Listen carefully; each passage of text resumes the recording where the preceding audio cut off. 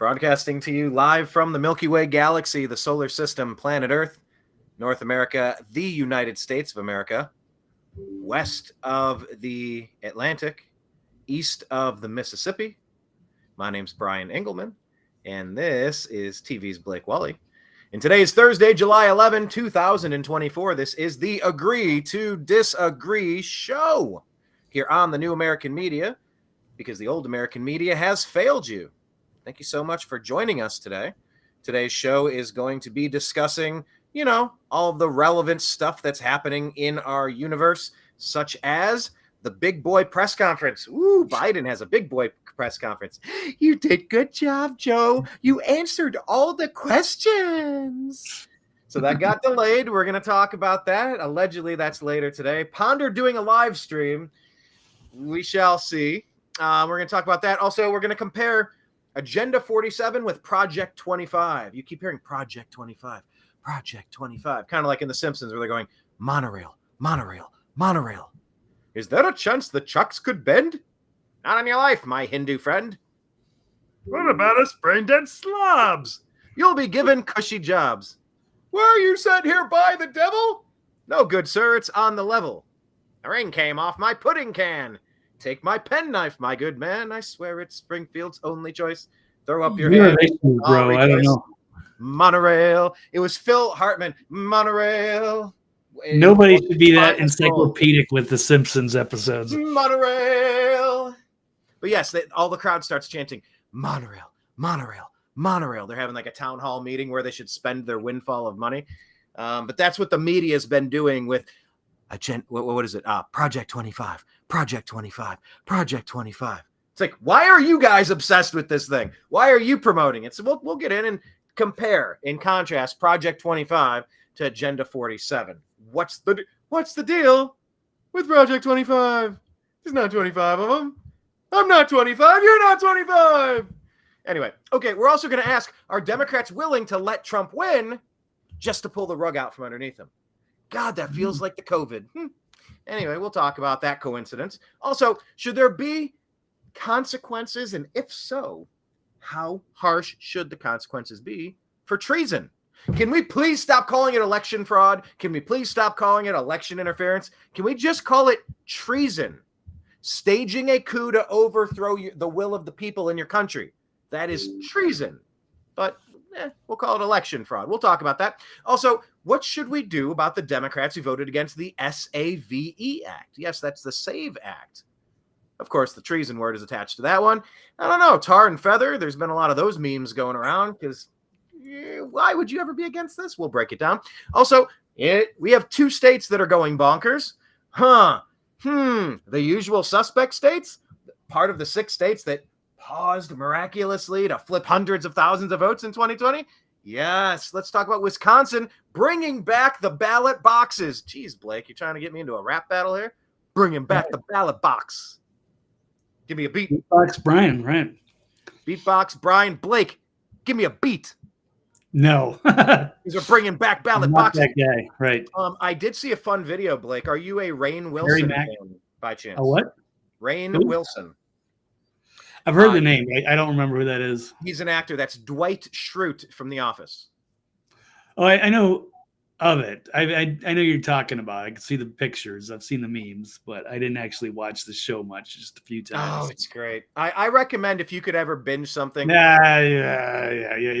Nope, not gonna happen. There's so many. I have so many shows backlogged. Like The Office is gonna be low on that priority. Even though I know it was a great show, I don't dispute it, but I don't have time for that. Right.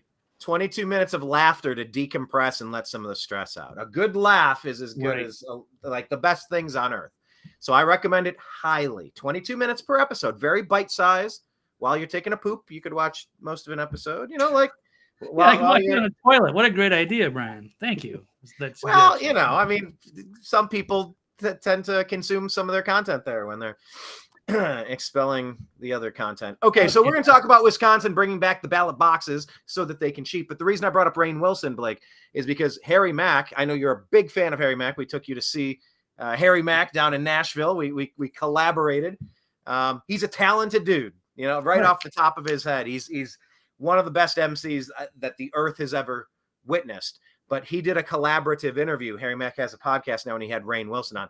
Rainn Wilson was beatboxing for Harry Mack while he improvised right at the end of the episode. So you can check out and see how well that was. I'll give Rainn a 10 for like going for it.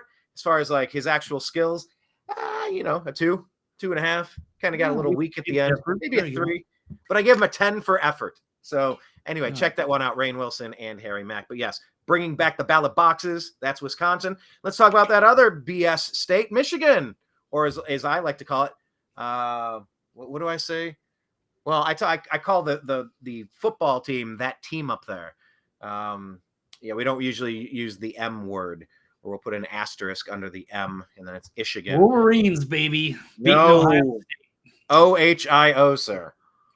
Okay. But we're going to talk about the state of Michigan and Governor Whitmer. Yes, the cast of characters. It's the same rotating cast of clowns, but wait till you get a load of what she's doing and what she's trying to ban in her state. We'll break that down for you. Also, George,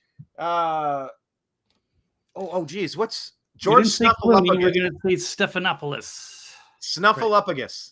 Snuffleupagus. There you go. That's a pretty fun one. I'd like to see some artwork where it's like Snuffleupagus, but it's got George's face there. The Clinton era hack that went after all of the ladies who were coming out against Bill because of his proclivities and his abusive behavior. Yeah, Stephanopoulos, he was the hatchet man, so he got rewarded by the deep state and he's been gainfully employed by the CIA. I'm sorry, NBC for like 30 years now. So if you play nice, look, this is what you get. You get a lifetime out in the pasture. Play wrong, yeah, we're going to indict you 50 trillion times and try to bankrupt you and embarrass you and what Lord knows what else. But we're going to talk about George Snuffleupagus. Should he apologize or be taken off of the air? We'll break it down, and hopefully I can remember to bring up the lady DJ who had the Biden interview questions handed to her. And we're going to kind of combine these stories and talk about who deserves what. And finally, we're getting so close, allegedly, to the Trump VP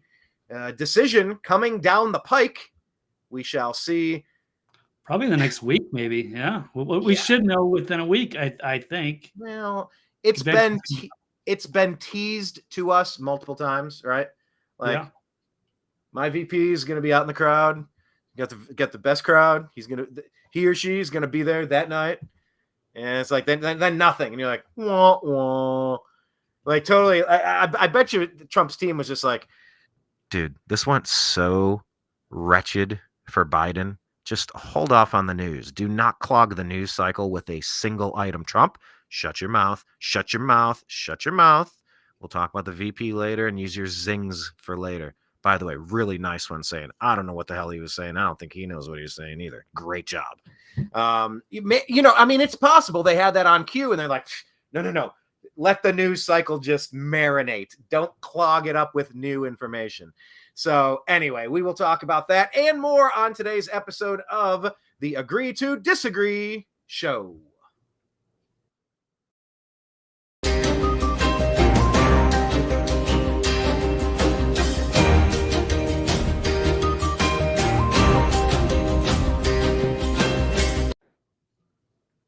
Okay. I like how Kenneth is saying NBCIA. Ooh, that's good. I've never even thought about that one. NBCIA. That's really nice. Hello, Tim. Hello, everybody. How many journalists have been, taken in under the CIA wing? Oh, geez. Hey, let's talk about Anderson Cooper, if we may. And I didn't see it in the stack, but I hope we're able to pull up some of those Telegram clips that I sent over. There were like 2 really good one-liners from Ben Shapiro, who's out there talking about in Congress right now about what the deep state was doing with big tech and the Democrat Party to silence people like us. Really, I mean, you can hate Ben for a million reasons, fine, but like today he was on fire and it was great and it needs to be amplified. So there's a couple good, there's 2 good ones for him and then 1 bad one, but we don't even have to play the bad. It just depends on what direction we go in. Oh, there was a bad one? I didn't see that one, but we will talk about all of the things. Okay, let's jump into the number 1 topic on today's program.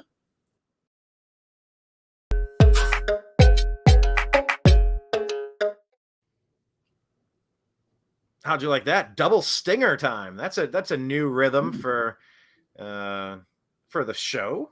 I'll take that. New rhythm. Good times. All right. Let's talk about this. Blake, agree or disagree that Democrats have exposed Trump's secret agenda called Project 2025. Project 2025. Project 2025. Right. Project 2025. No. They were trying so hard to keep that as a secret, and then I guess apparently they discovered it. It leaked, and now they've exposed it. And now they're going to destroy the Trump campaign and the entire army of MAGA nation, or what have you. Democrats are so smart. Yeah, always one step ahead of it. So, I almost did a spit take with my drink. Like, that was really hard to get out without laughing. I tried to keep a straight face, and I did have a burst of laughter. I'm so glad I did not take that sip. I could have retired my laptop, maybe put it out of its misery mercifully, but thankfully I avoided that. So, all right, Blake, walk us through Project 2025 and what's going on and who exposed what. Who's the hero from the Democrat Party that's going to save us from this monstrosity? Right. Well, Brian, we've been talking about Project 25 for months now, or not. This has never been mentioned on the show. We didn't really know what it was. You'd think with all the circles and all the different, outlets that we look at and get news from, that this would be, an obvious thing. But apparently the Democrats found it and have blown it up into this huge issue. Like, oh my God. It's another, they're freaking out. And it was one of the clips you're talking about with Ben Shapiro and Eric Swalwell up on Capitol Hill. I mean, that's how bad it's gotten. And then he got, there's an unhinged rant from one of our favorite pundits, wacky Joy Reid. Let's see if we can get this one up. As she's, the resident wacko Joy Reid goes on another unhinged rant against white people, men, and Christians. Yeah. So let's take a look at her warning everybody about the consequences of Project 25. Let's not be trying to play games with these kinds of small things to try to pull us into a direction. All that matters in this election. Let's not try to play games. I genuinely mean this. All that matters in this election, the only thing that matters in this election is keeping Donald Trump and Project 2025 out of power. Keeping that insane ideology. The insane ideology that's been paraded around for so long now, all this year. It's just, if Trump takes back the White House, they're going to implement this special project, and then it's lights out for America. Or not. Of white Christian nationalism and white supremacy. White Christian nationalism and white supremacy. And white male Christian dominance out. White Christian power. Male dominance. That's all that matters. I genuinely don't care who the Democratic nominee is, and I'm being real. I don't care. Oh, we know you're being real. She already said she would vote for Joe Biden in a coma before voting for Trump. Obviously she's not going to vote Trump no matter what. If it's Biden, fine. If it's Kamala Harris, blue, no matter who. Harris, fabulous, right? I mean, I don't know how much longer we want to continue with her craziness and her weird imaginings and projection, psychotic projection. But no, Project 2025. And then here's a post from Donald Trump on True Social. It says, I know nothing about Project 2025. I have no idea who is behind it. I disagree with some of the things they're saying, and some of the things they're saying are absolutely ridiculous and abysmal. I wish them luck, but have nothing to do with them. And then we could just make the rounds. Comic Dave Smith saying, I wonder if people like Joy Reid understand the best thing about Donald Trump is that he drives people like her insane. And this video is, to me, the most compelling reason to support Trump. Of course, this has nothing to do with anything. So I don't know where they got. So apparently it's from the American Heritage Foundation. I think we lost Brian here. We'll get him back in. So that Heritage Foundation. Oh, there he is. There's Brian. He's on his way back in. Brian, there you go. Welcome back. Thanks. Sorry we lost you. How long were you gone for?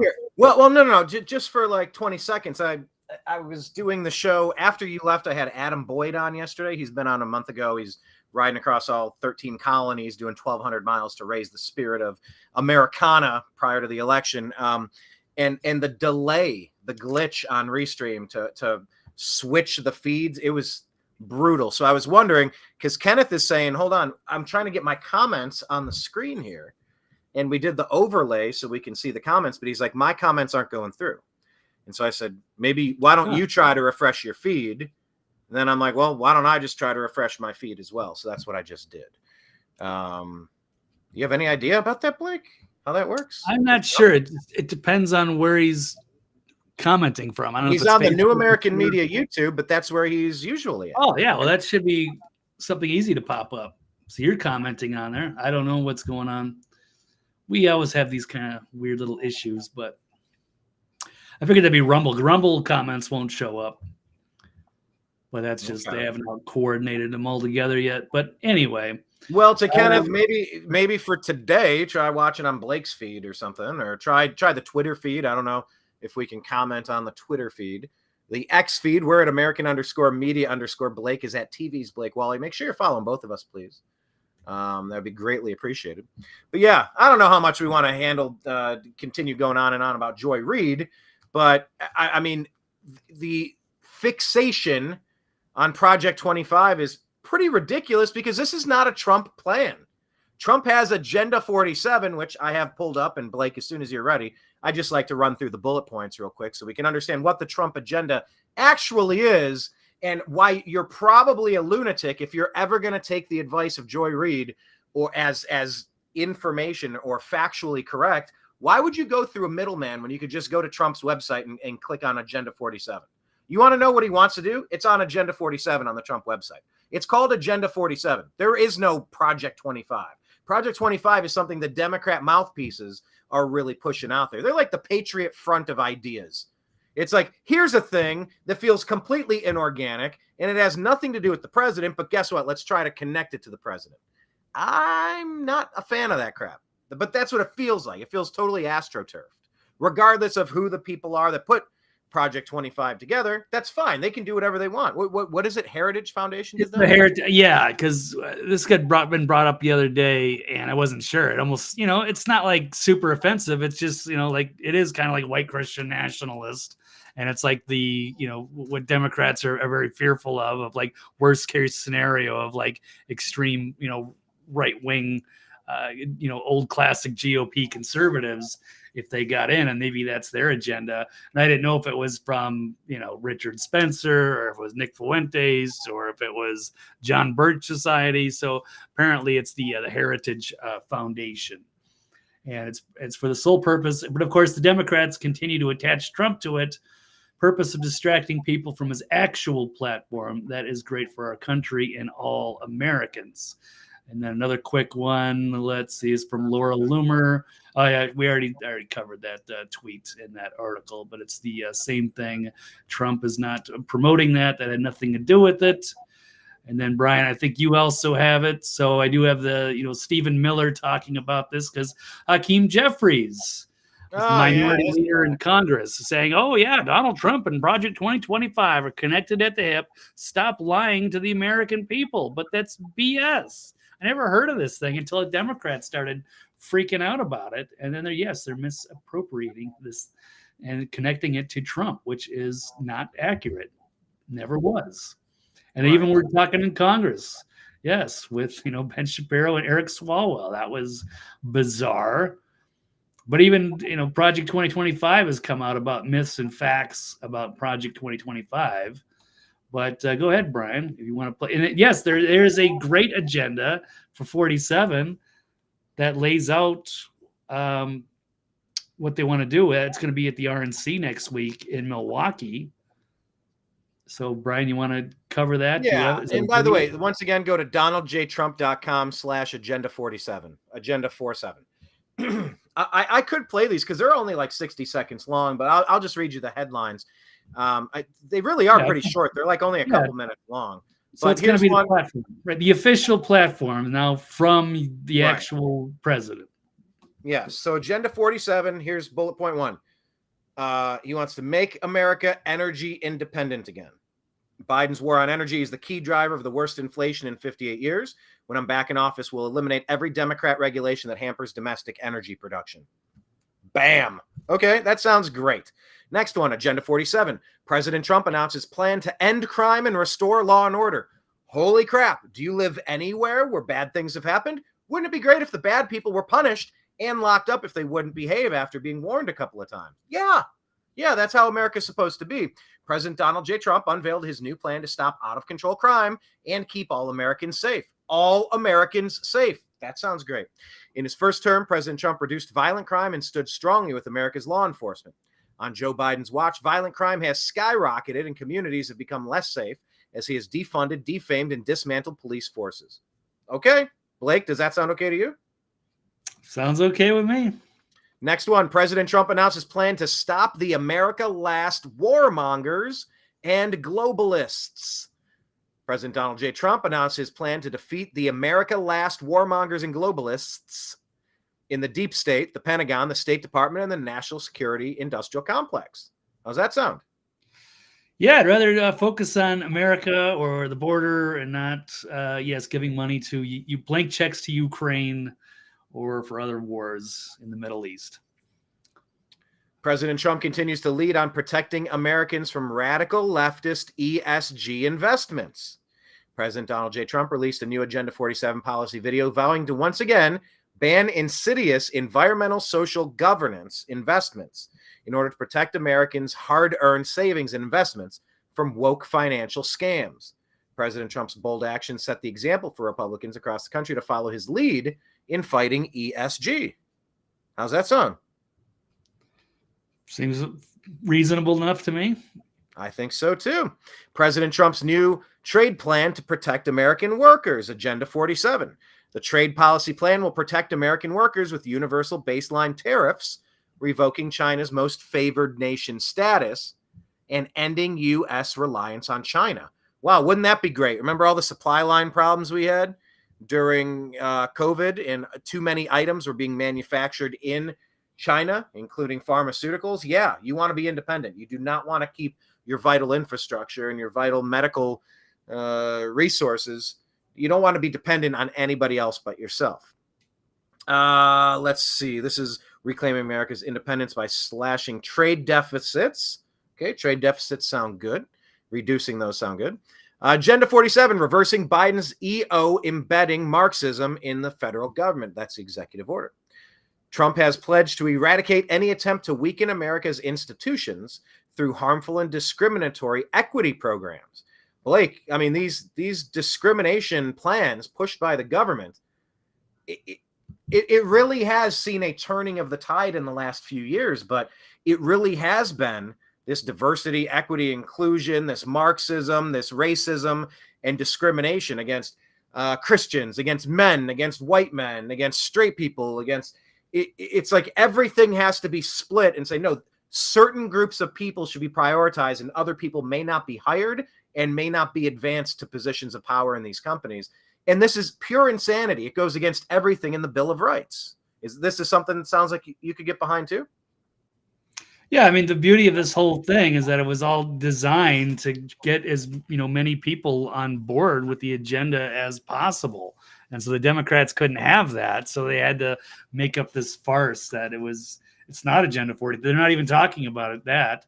It's all about this Project 2025, which came from somewhere else, from a much more, a conservative coalition of people that not everybody's on the same page with. They're not representing the GOP at the RNC, or maybe they're going to be there. People are, can put out whatever they want, whatever they think the agenda should be, or a plan for America. But that's not what President Trump has endorsed. Exactly. I like this one. Agenda 47, a new quantum leap to revolutionize the American standard of living. My God, wouldn't it be great if our dollar bills actually bought things these days? It feels like prices have gone up triple on almost anything relevant. But he says here, it's time to start talking about greatness for our country again. And that's just a mindset. That's, in some ways, the president is irrelevant. They're kind of just a cheerleader, a spokesperson, if you will, But man, when's the last time you heard anybody talking about America being great or the potential to be great? It's just been a bunch of bad stuff happened before I was alive, and I'm so angry about it. And I hate people today who participated in none of that because I'm a bigot. It's like, okay, you're weird and you've been brainwashed by crazy Marxists in your school system. I apologize that you've been abused that way, but come back over here. Let's talk about American greatness next year. Let's talk about things that we can do to make this country awesome, make this country great. Again, Agenda 47, preventing World War III. Wow, now there's a stark contrast to the Biden Democrat agenda. Kenneth saying, dollar no longer, make her holler. Yeah, you need at least a couple of dollars. Agenda 47, preventing World War III. President Trump explains the difference between the globalist establishment class and those who are truly committed to stopping the Ukraine war and dismantling the entire neocon nation-building industrial complex in Washington, D.C. How novel is that, Blake? Exactly. Agenda 47, Joe Biden has been a disaster for the economy. Trump highlighted the importance of not bailing out banks that have collapsed under Joe Biden's disastrous economy of higher inflation and soaring interest rates. Yeah, a bunch of banks did collapse, and then that story went away. I wonder if it's ever been resolved or if that was just the first of many cracks we're going to see on the side of the foundation before the big one comes. Agenda 47, ending Biden's war on the suburbs that pushes the American dream further from reach. Trump announced a plan to end Joe Biden's war on the American suburbs in a new Agenda 47 video. Biden's proposed rule that every state, county, and city submit equity plans to the federal government will push the American dream out of reach for countless American families. Yeah, no. Agenda 47, President Trump's plan to dismantle the deep state and return power to the American people. Holy crap. Deep state, rogue bureaucrats, and career politicians and government corruption. End it. Text Trump to 88022. Agenda 47, firing the radical Marxist prosecutors that are destroying America. If we cannot restore the fair and impartial rule of law, we will not be a free country. Blake, is that something you think the president could get a little bit of headway on by firing the radical Marxist prosecutors that are destroying this country? Yeah, absolutely. It's just been ridiculous lawfare tactics trying to take down their political opposition. And it's pretty transparent and obvious, and that should be dealt with. Agenda 47, liberating America from Biden's regulatory onslaught. No longer will unelected members of the Washington swamp be allowed to act as the fourth branch of our republic. Blake, and there was just, I believe that was the Chevron case by the Supreme Court that just got, that they just ruled on, essentially saying that unelected bureaucrats in these regulatory committees are no longer going to essentially be able to interpret the laws that Congress has written. Things have gotten really out of hand over the past couple decades. And I mean, how big of an impact do you think that this would have if unelected members of the swamp couldn't act as a fourth branch of our republic, kind of playing judge, jury, and executioner for all of these statutes across the country when they really have no ability to be doing so, especially after Chevron? How big of a deal do you think that is? I mean, I get to take all of the money out of politics and get rid of all these lobbyists that are infiltrated and corrupting members of Congress. That would be a good thing. And it's also, these prosecutors are being bankrolled by George Soros. He's also putting in, to do things that in his own way, in this kind of radical agenda, not necessarily pro-American by any means. He's also putting in radical sheriffs, like they did in Maricopa County. So, yeah, it's bad news all around. Right. Speaking of bad news, more do we have, Brian? What? I said, how many more do we have on these? Tearing through them. Agenda 47, ending the nightmare of the homeless, the drug addicts, and the dangerously deranged. For a small fraction of what we spend on Ukraine, we could take care of every homeless veteran in America. Our veterans are being treated horribly. Agenda 47. Oh, maybe this is the last one. Agenda 47, protecting students from the radical left and Marxist maniacs infecting educational institutions. Yes, amen on this one. If our schools have been the toxicity that's causing the brain damage in the kids, this has got to be at the top of the list. You must take the crazy out of the schools and then you're going to have a normal society again. For many years, tuition costs at colleges and universities have been exploding, and I mean absolutely exploding, while academics have been obsessed with indoctrinating America's youth. The time has come to reclaim our once great educational institutions from the radical left, and we will do that. Blake, does that sound good to you? Fixing the schools? Do you see that as big a deal as I do? Well, I mean, I'm all in favor of having some kind of a balance. So if they are going to put stuff like that out there, then they should have a counterpoint. They should have a well-balanced. People should have that kind of ability to have that education rather than indoctrination where they're just showing that one side. So, gotcha. That would be my take on that one. That's Agenda 40. That's Agenda 47, and that's a play on Agenda 2020, Agenda 2030. But yeah, 47 being the 47th president and the 45th. I like it. I think it was brilliant, and I think more people need to just stop listening to what Joy Behar has to say about. Wait, Joy Reid. Joy Reid. Anybody named Joy, I'm done with your opinion. Don't listen to other people's opinions about it. Go to his website and read his words. He didn't write a Project 25, so stop talking about it. Stop believing it. Stop sharing it. And stop being a fool. Don't be an idiot for the deep state. Snap out of it. Well, yeah, they might not know it. So that's the kind of the idea, is to keep people from actually seeing what the real platform is. And you got Stephen Miller pointing this out. Here it is. It was formally adopted at the GOP convention, a winning populist agenda. The same people who lied to your face about Biden's mental incompetence, who led the greatest cover-up in U.S. history, are now trying to hoax you about Project 2025. Send the hoaxers home. And he is directly calling out, the most powerful Democrat in Congress right now, or at least on the lower house there, House of Representatives, Hakeem Jeffries, who is lying to the American people and gaslighting. So let's just, pull up that. It's about sealing the borders, stopping the migrant invasion, carrying out the largest deportation operation in American history, ending inflation, make America dominant energy producers, stop outsourcing, large tax cuts for workers, defending the Constitution, Bill of Rights, fundamental freedoms, preventing World War III, ending the weaponization of government against the people, stopping the migrant crime epidemic, and demolishing the foreign drug cartels, rebuilding our cities to make them safe. All the blue cities have been destroyed.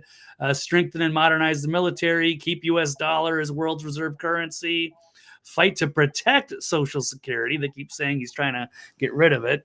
That's not true. And keeping Medicare with no cuts and no changes to the retirement age.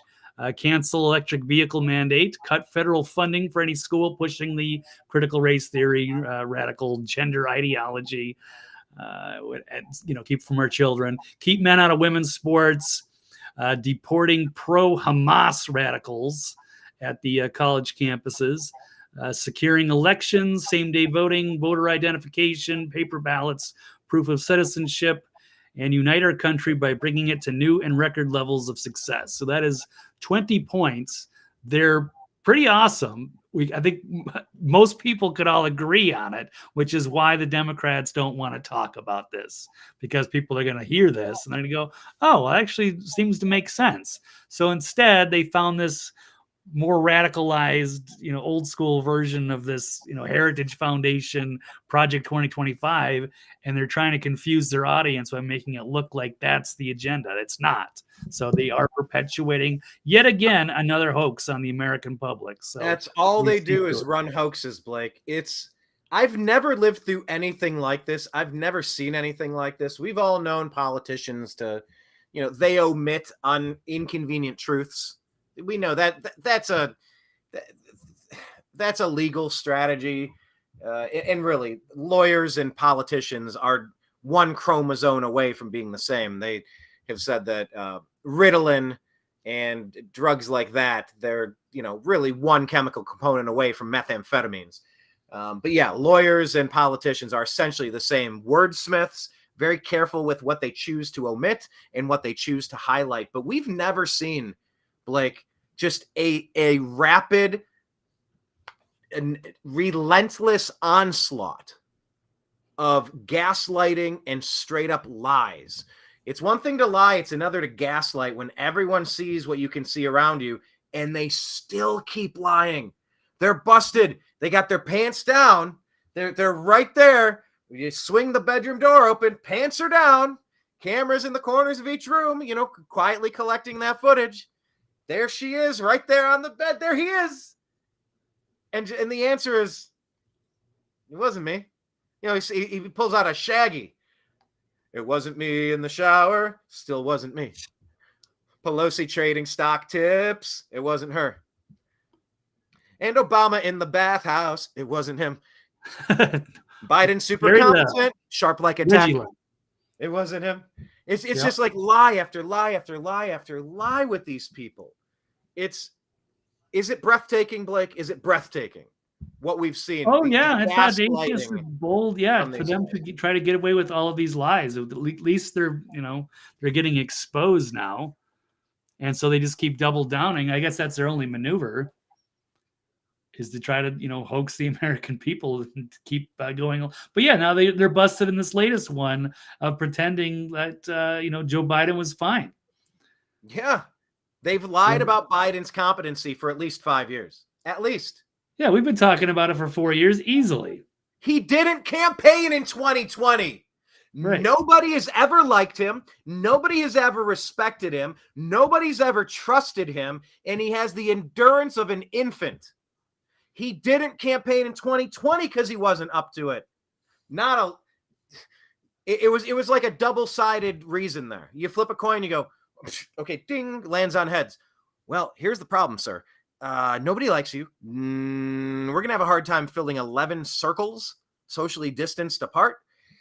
Trump's filling 80,000, 60,000, 50,000, 40,000 seat arenas. And then you flip the other side of the coin to ding, ding, ding, ding. Oh, okay, tails. Well, here's the other reason.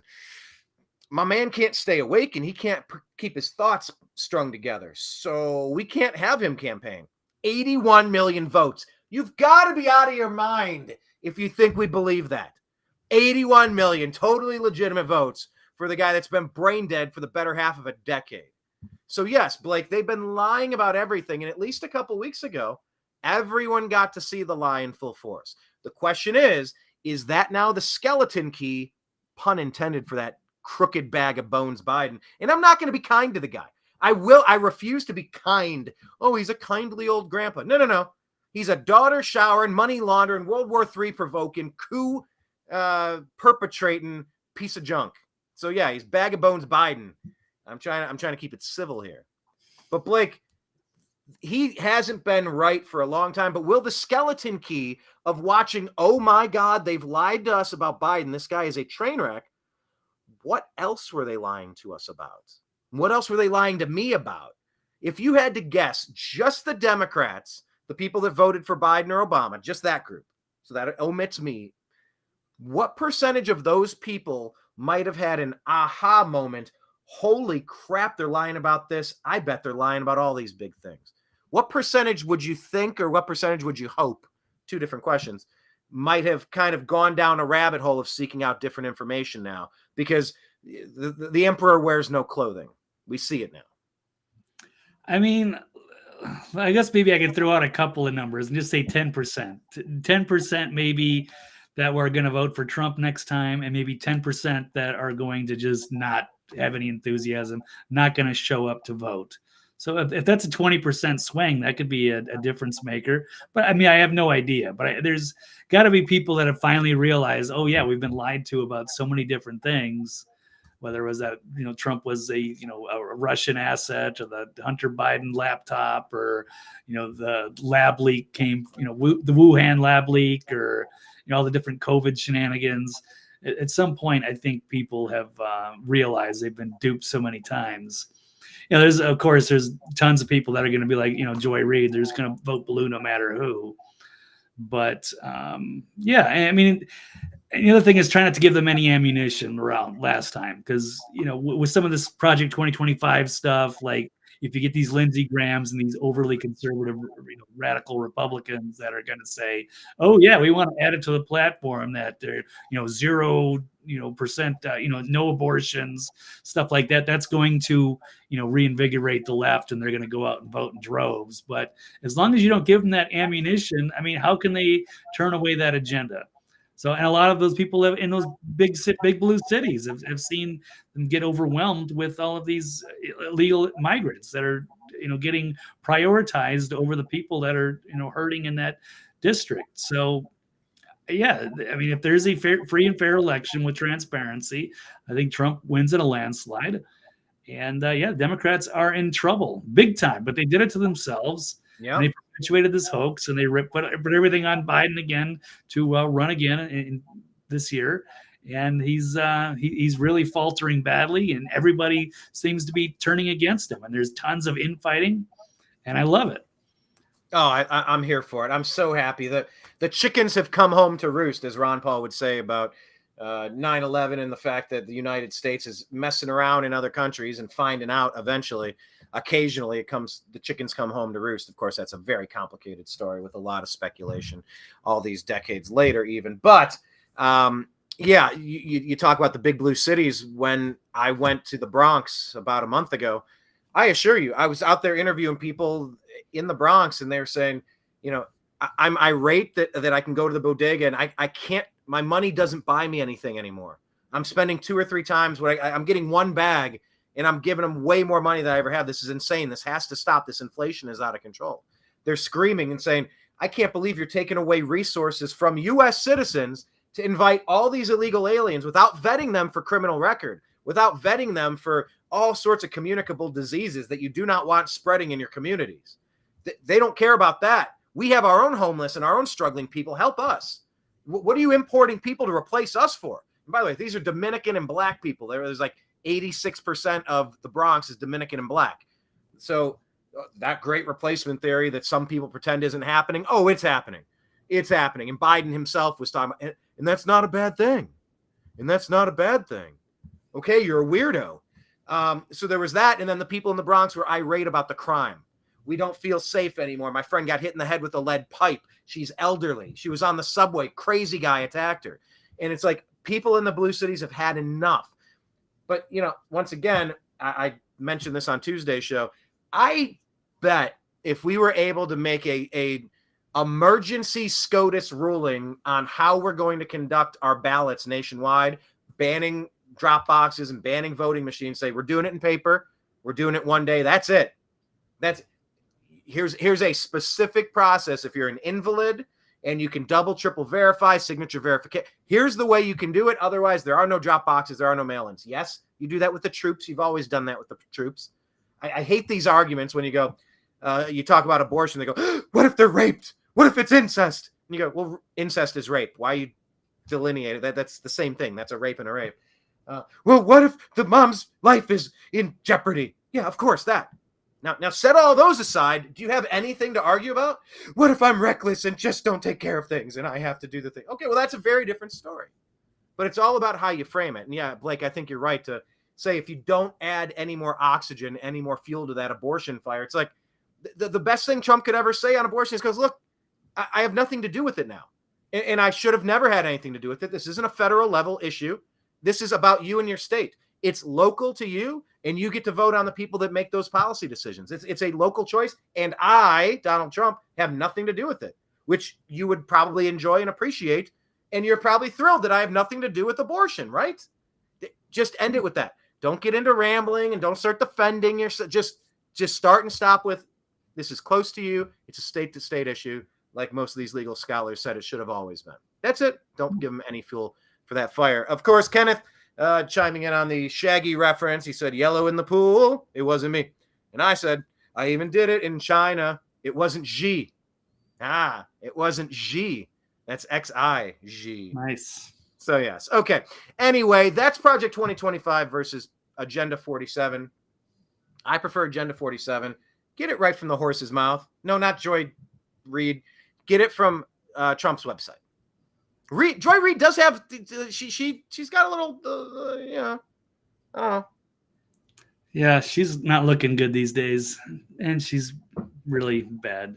She's dropped some of her Trump cultural appropriation with that wig. She had the Trump wig for several months. Right. At least she's dropped. People called her out on it, so then she just got rid of it and shaved her head. I don't know. She's She has not aged well. But imagine Blake having to lie like this. These people, and I'm seeing various versions of this. I listen to all sorts of different shows, but some of these questions are like, are they crazy? Are they stupid? Or are they lying? Let's just break down the cat. Are they crazy, stupid, or lying? Because you have to be one of them. Yeah, she's not stupid. She's crazy and she's lying. And I think she just likes to stir shit up. You know, some people are like that. But she's been wrong on all the issues, and she keeps thinking, I don't know, if she just keeps talking long enough, people are going to come to her side, but it's just repelling more people. Yeah. And it's just making her look even worse, and she's completely exposed. And frankly, I have no idea why they're continuing to employ her. They're just not a serious news organization anymore. Right. Yeah, they never have been. It's been well, so CIA did some good work in the Bush regime, and then that's been all downhill since. By the way, question of the day for everybody watching out there on the various platforms. Thank you so much. Please make sure you're subscribed to the Agree to Disagree show and the New American Media. By the way, check out Blake. He's at TV's Blake Walley on X, and you can find his archives at The Next Level News. Blake found a cat yesterday. So the question of the day is, assuming this cat is a boy, and preliminarily we believe it to be a boy, although it's not like we can assume the cat's gender, Blake. Am I right? Am I exactly. Right? Am I right? Right. I want to assume, Brian, you can get in trouble for that. See if I can get him on screen here. Nope, I can't. Yeah, okay. Blake has an invisible cat. I do. Yep. Did everybody see it? All right. No, did not see it. You got to turn your green screen off. I guess so. It's a good looking gato. Believes to be a boy. So here's the question of the day. If Blake decides, if he takes it to the vet and they scan for chips, they'll do that for free. They will scan to see if that cat is registered to. Oh my gosh, that cat is so comfortable. Holy crap, Blake. They say that your pets choose you. Yeah. Oh my goodness, did this guy choose you? Wow, is he comfortable? Yeah. So here's a question. This cat has yet to be named. So please, in the comments section, suggest some liberty-minded names for this cat. We'll accept both male and female names, but we're currently under the impression that it's likely potentially a boy. So liberty-themed names, type it in the comments. Yeah. Blake, do you have any idea? I don't know. I was thinking, like, assuming it doesn't belong to somebody around us. I just don't know. It is not tagged or anything. But assuming nobody claims him, because maybe he escaped during, July 4th, got spooked by fireworks, escaped his home. Assuming I don't find him a home, yes, I will, name him something. I was thinking something like a Greek or Roman, but we could go forefathers, back in the day. I'm down. So you could work in the fall of the Roman Empire. You could. Right. So, okay, we got that. You could go Paul with Dr. Ron Paul. Probably somebody. Liberty. There you go. This is my cat, Paul. Liberty. Oh, hi, Paul. Right. Here he is. Oh, he moved. What are you thinking, like Maximus or Cadius or something? Yeah, we'll see. So type some comments in. We want to see some names for Kenneth suggested a name for your cat. How about Jane says Liberty? Yeah. And then Kenneth suggested Bibberty. So you got Liberty, Bibberty. Liberty, Liberty, Liberty, Liberty. Man, this little T. What, like little testosterone? Or like little T, like little Trump? Little T, little Trump. Okay. Ooh, Dr. Paul. That'd be funny to call your cat Dr. Paul. Dr. Paul, I presume. Meow. All right, we'll work on that. It'd be so silly. Anyway, but that's the question of the day. Please, as you think of new cool names for cats for Blake, just keep typing them in, keep them coming. Okay, Blake, do we have anything else about Agenda 2025, or do we want to go into Trump winning, then pulling the rug out? Yeah, the only thing I have is really the Ben Shapiro showdown with Eric Swalwell. I loved it. I thought it was great. 5 minutes. There's two great moments for Ben. As much as I consider him kind of a nemesis, but he does do some very good work. There are times sure where I do does. agree with him. And yes, the opening monologue calling out, I guess it was Jerry Nadler, and then destroying Eric Swalwell was pretty glorious stuff. So good job, Benny boy. Do you have any of that to play? Because I thought it was excellent. And it really speaks to what they've done to really derail the careers of people like Blake and I running independent media. That adpocalypse, I believe, right around 2017 that Shapiro was referencing in that opening monologue. I mean, that instantly just cut the legs out from underneath the monetization on the YouTube channel. It really ruined a lot of stuff. And then the censorship on all the meta platforms. I think this story is beyond important. I think it's perhaps the one of the biggest things we can do to course correct this nation. What the Democrat deep state has been able to do, along with the Cheneys, the Rumsfelds, the Romneys, the McCains, the old guard Republican losers. It's really been a travesty. The Kinzingers. What they've done to really push for censorship and silencing people, whether it's medical information, whether it's political information, investment information, health information. How about F you, F you, F you, F you. I'm a sovereign individual. I'm an adult, and you can get out of my business now. Well, that's a private company. They have every right. Bullshit. The White House has no business forcing these companies, leaning on these companies. Hey, I got an offer you can't refuse. Hey, Zuckerberg, you're going to cut all these people we give you on the list. You're going to wake up with a horse's head, you see? You'll swim with the fishes, you see? Chucky Schumer. Yeah, I see the intelligence agency. They got 5 ways from Sunday. Like, holy shit, they're all saying that the government has hijacked everything, and they're coming after the good people. Wow. And that's where we wake up in 2024. This has to stop. You're either a platform or a publisher. You cannot have the protections of the platform and claim to be you cannot have the protections of a publisher and claim to only be a platform. You don't get to double dip like Pelosi on a stock tip or Pelosi's husband after hours. Am I right? Anyway. All right. What do you got pulled up there for us? Well, that's the exact clip you sent me from Instagram with Ben Shapiro. I didn't see that anywhere else. Oh, so, wow. Wait, you mean your curated algorithm didn't feed you any Ben Shapiro? I know I got Ben Shapiro with Swalwell. I don't have his opening remarks, or at least I didn't see it on the places that I checked. But okay. I should have found it on Twitter, but Instagram's not as friendly to play. But we can certainly run some of this. So calling out high-ranking Democrats, because all right, here we go. Members of the committee, good morning. First of all, Ranking Member Nadler, I appreciate the kind words about our business. It's very kind of you. And also, I assume that we'd be doing a lot better without the institutional obstacles that I'm about to discuss.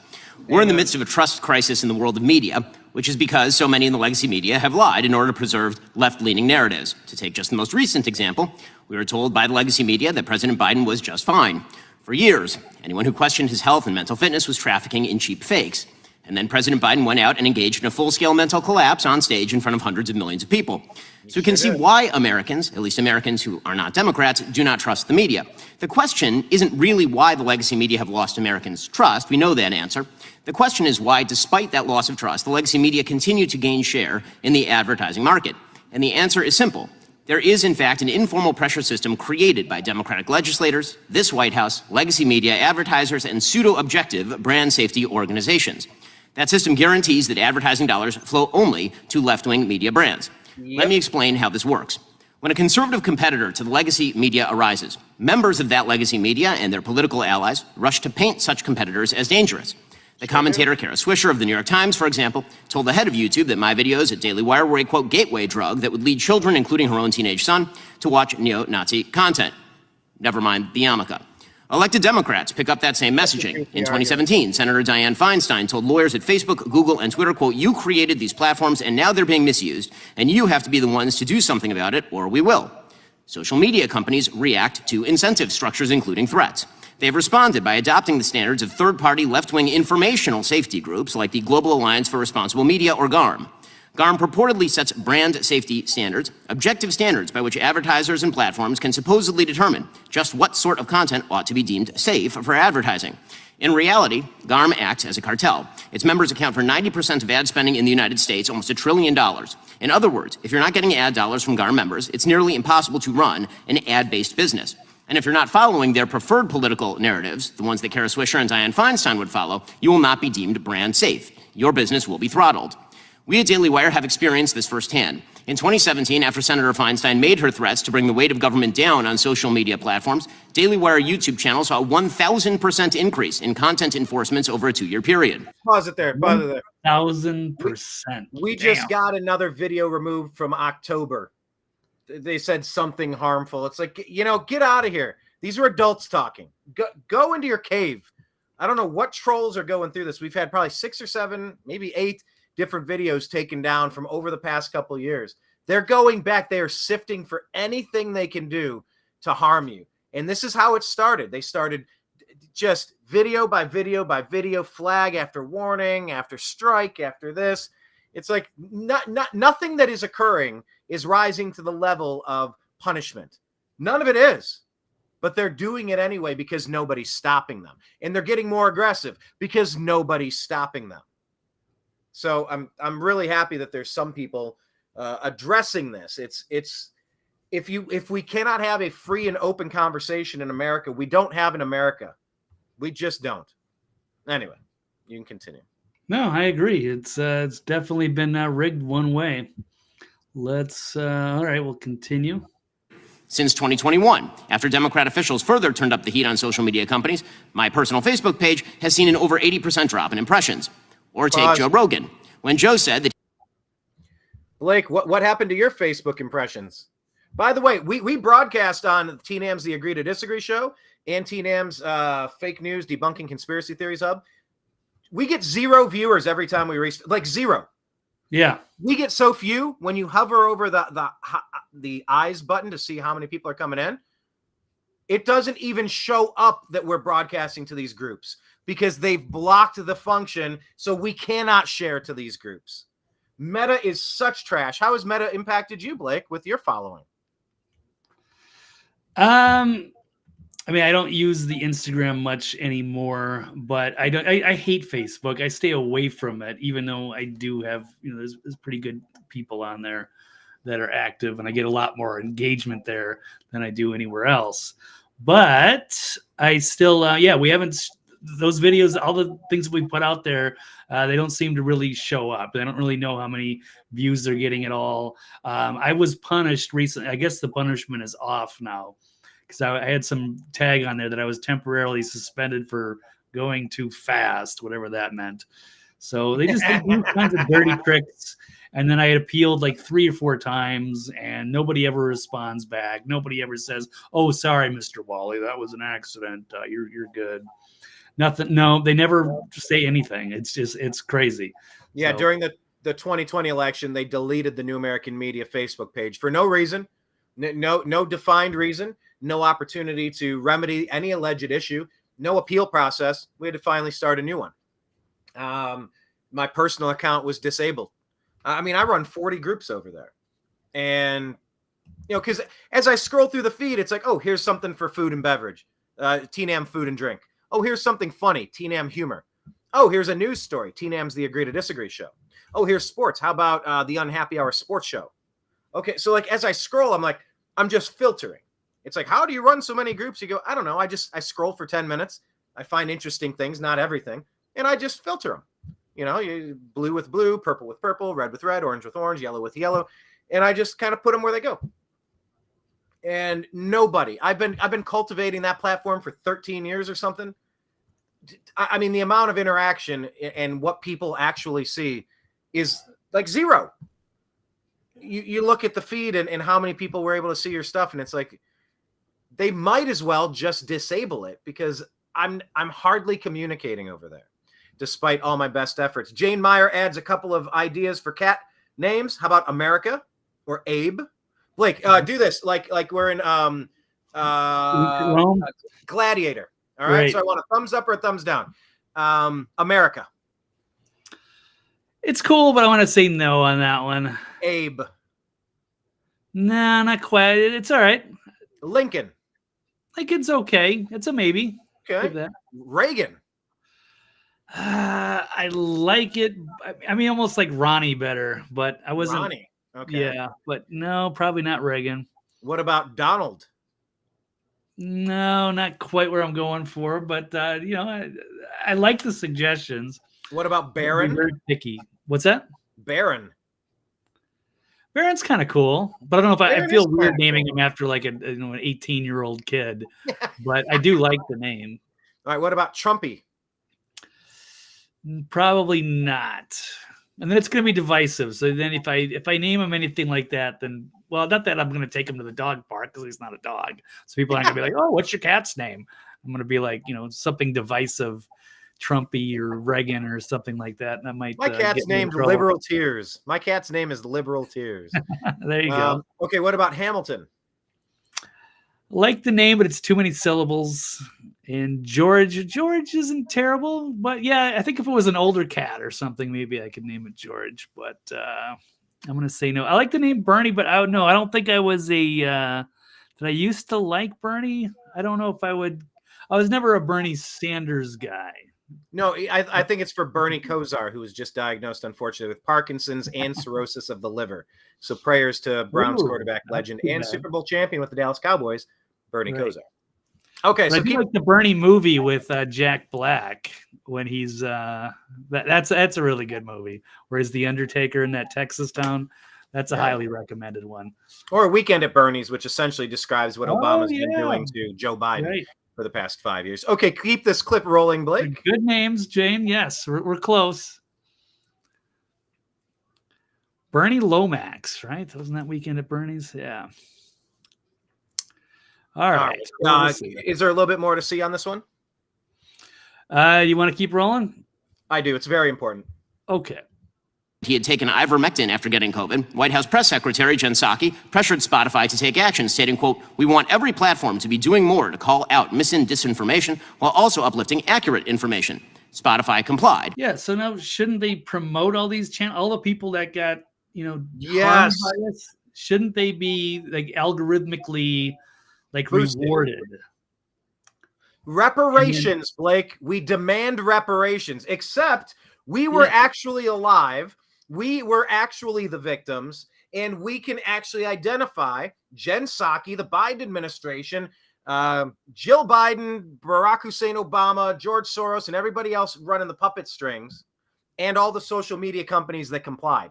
We can actually identify the assholes that took down information that could have potentially helped people about ivermectin, for example. A Nobel Award-winning medicine at a time when everybody was trying to figure out what was going on. We're actual victims. They are actually bad people, and we demand reparations. Let's get in on that class action. Okay, let it continue. Let's do that. I want to say, to Jane. I think Jane maybe has me confused with Anomaly, because Anomaly was a Bernie guy. And I respected the Bernie people. I got along very well with the Bernie people when I was in Philadelphia at the DNC in 2016, fighting against the establishment. So I think their hearts were in the right place. So I don't have anything against the Bernie people, but I was never actually a fan. So maybe that's Anomaly, but it's all good. What about Optimus? What about Optimus, like Optimus Prime? Ooh, you said you wanted something like Greek or Roman. You're thinking something strong and powerful? Right. Okay. No, that's definitely. I would put that on the Star Wars characters. No, Star Wars. Disney destroyed Star Wars. No, I know they really did. Mark Hamill. Transformer characters, or I never watched any of those movies. So I had a few Transformers when I was a kid back like 40 years ago. Oh my God. Exactly. Might be old, but yeah, I remember Optimus Prime. I don't think I know any of the other robot names. All right, let the clip continue. We're getting through it. Spotify, of course, works with GARM. So, what are the brand safety standards that GARM uses? The standards begin with inarguable things that we've heard from the other witnesses, like preventing distribution of child sexual abuse material or stopping terrorism. But GARM doesn't draw the line at what is criminal, abusive, or dangerous. Their standards also include restrictions on hate speech, harassment, misinformation, or my personal favorite, insensitive, irresponsible, and harmful treatment of debated sensitive social issues. Those criteria are highly subjective in theory, and they are purely partisan in practice. For example, last year, Daily Wire host Matt Walsh was fully demonetized on YouTube, a GARM member. Why? For quote-unquote misgendering, which to GARM is to say that men are not women. Perfectly obvious facts now run afoul of GARM's censorship standards. Companies targeted by GARM, like the Daily Wire, Breitbart, Fox News, and so many others, reach hundreds of millions of people with opinions and beliefs long established as within the mainstream of American conservative thought. GARM and its members have no respect for the beliefs of those people. They would like them marginalized or squashed. It's time to stand up for the First Amendment in this Congress. Congress can do so in two ways. First, Congress must investigate the informal and perhaps formal arrangements between censorship cartels like GARM and executive branch agencies. The Daily Wire has already filed a federal lawsuit against the State Department for allegedly doing just this. Second, Congress can itself stop engaging in violation of free speech principles. 2 weeks ago, writing in dissent in Murphy versus Missouri, Justice Alito condemned what he called sophisticated and coercive government campaigns against free speech. Well, we're going to keep going. I know this is a longer clip, so I don't remember how many minutes it is because Instagram doesn't.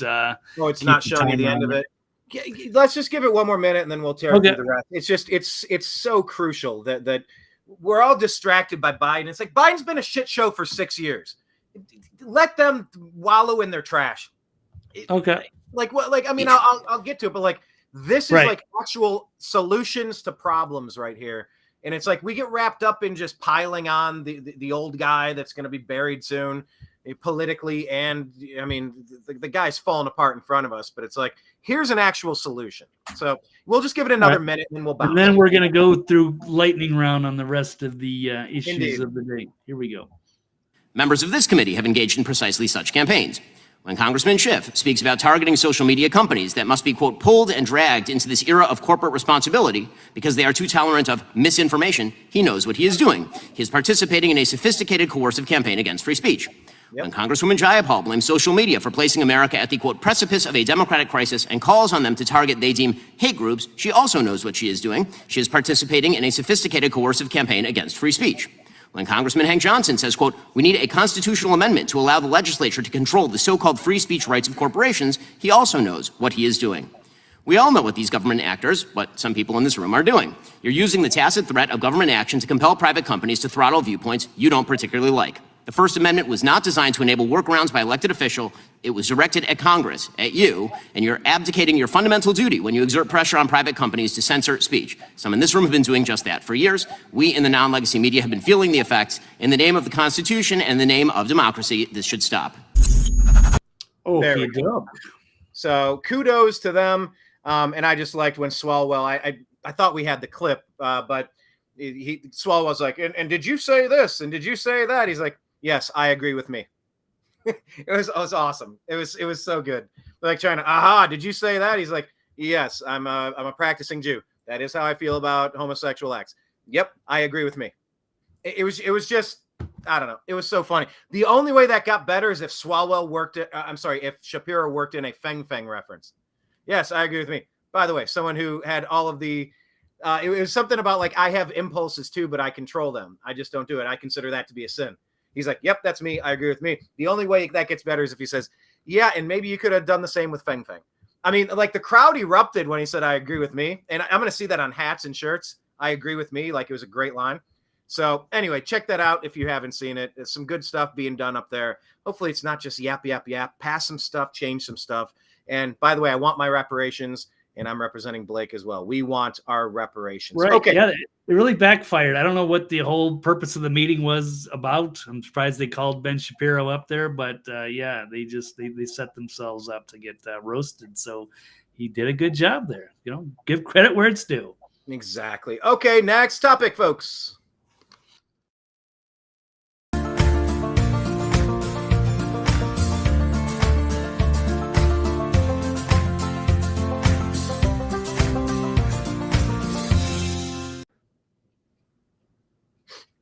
I think Kenneth just recommended the name Cat Handy. Is that like Jack Handy? And now Deep Thoughts with Cat Handy. Oh yeah, like Toonces, the driving cat, because he kind of got those little arms. Similar color, yeah. It is the Toonces color. That's great. Yeah, like grayish and tabby, if you will. Okay, Blake, you have the topics in front of you. I don't know what you have queued up. If you want to talk about election fraud, Dems pulling the rug out, the SAVE Act committing treason. Yeah, you know what's up next, so take it where you want to take it, sir. Okay, yeah. Where is Kenneth? Where's he commenting from? Rumble Well, or Facebook? He's. That's what I said. I said try to do it on Blake's YouTube. Try it on I don't know Twitter. Try it on our Twitters. But he's saying like it's not coming through. But I'm reading it. He's saying how about Worf? WORF. That's Frankie Brown though, isn't it? That's what I'm saying. Peabody. Right. Oh, I'm sorry. Yeah, that's Frankie Brown. Kenneth said Static the Cat or Cat Handy.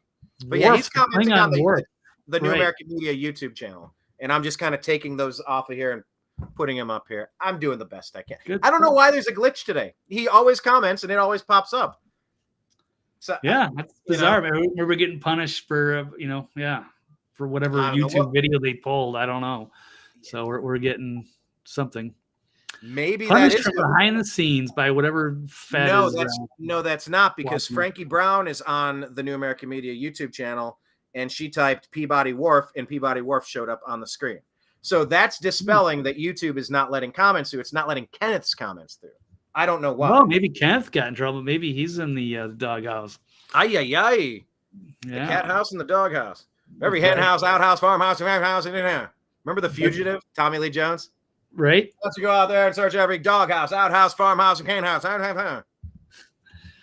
Exactly. So yeah, well, we'll see if I end up keeping the cat. I will absolutely keep all these names in mind. Look for a good one. You for participating, yes. Yes, thank you. Okay, Blake, take it where you want to take it. We got all these stories coming up, and you have them queued up. So, well, you just played the stinger. Where were you going to go?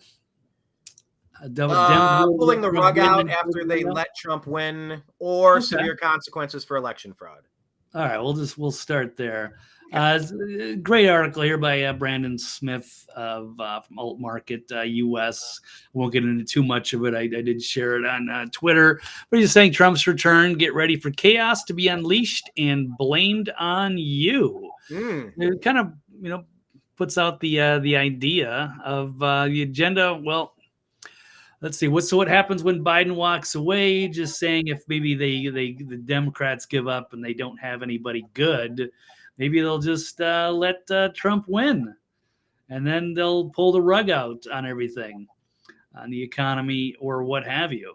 Blake, they don't have anyone that can win. It doesn't matter if they swap Joe. Nobody's beating Trump in a real election. There's no way he loses. Like zero chance. Yeah, you wouldn't think so, but if they do, I guess their whole agenda would be to, undermine the whole thing and then pull the rug out on the economy and what have you, and just chaos everywhere. And it's going to be that resistance 2.0, and it's going to get pretty ugly before it gets better. So as they desperately fight back, and of course, I don't know what they're going to do as far as. Are they going to try the Russian meddling again? Like, but it was Russia interference. I don't know what they're going to do, but maybe they will. So it's just part of a strategy. But yeah, as part of the lightning round, I won't get into too much of the details, and I don't want to get lost. But I guess that is a possibility. So I would agree on that. I don't know who they're going to put up. I don't think they do either. It's going to be all kinds of infighting, and that's assuming that Joe is going to want to go. Is he going to listen to reason, or is he insulated and he's going to be controlled by Jill and Hunter, letting them make the decision to keep him in power? So, anyway, we shall. He seems to be stubborn and cantankerous. Jill is getting off on this. You see her puppet. It's almost like now you're starting to see Jim Henson's elbows. You're starting to see Jim Henson's the top of his head. You see the hat that he's wearing. You see like facial hair. You're seeing like the eyes. Like behind the Muppets, you're now seeing the person that's doing it, and it's increasingly Jill Biden. You're hearing that Hunter is trying to negotiate some sort of a buyout. Like, how much will the DNC pay me to go away? Is he doing it for money? And will they pardon him from any crimes he may or may not have committed? May not have.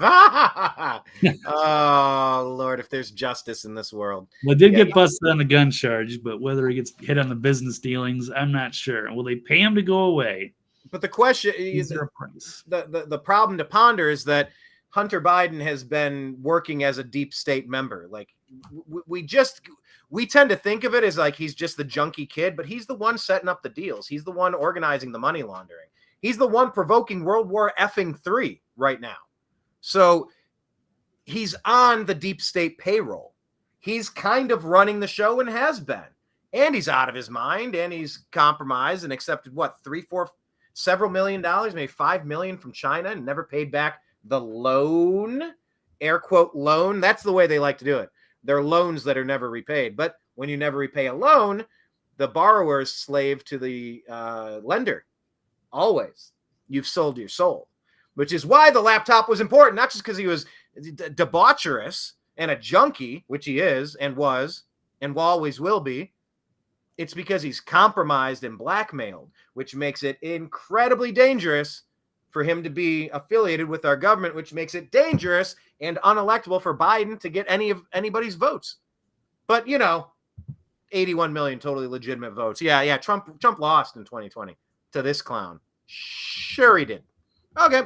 So they're saying that they're going to let him win and pull the rug out, Blake.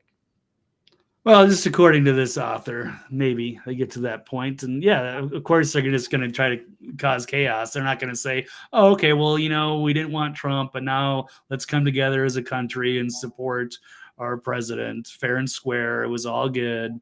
No, they ain't going to do that. They're going to just absolutely freak out like they did in 2016.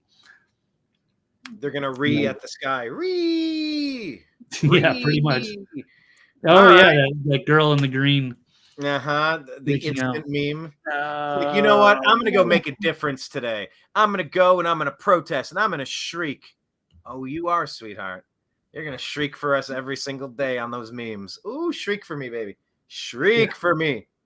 I love that. Yeah. Pretty classic. Okay, so that being the case, let's talk about what happens if the vote count comes up weird this time around, Blake. Should there be severe consequences for election fraud? I guess they're going to have to. They got to try to find the right balance of whatever a severe punishment is, but where it's not so excessive that it's going to be hard to, for a jury to, to deliver that, or a judge to say, okay, that's a little too much. But what is too much? What is too much when the penalty for treason is the death penalty? In Game of Thrones, if someone was trying to overthrow a king or queen, what happens to them?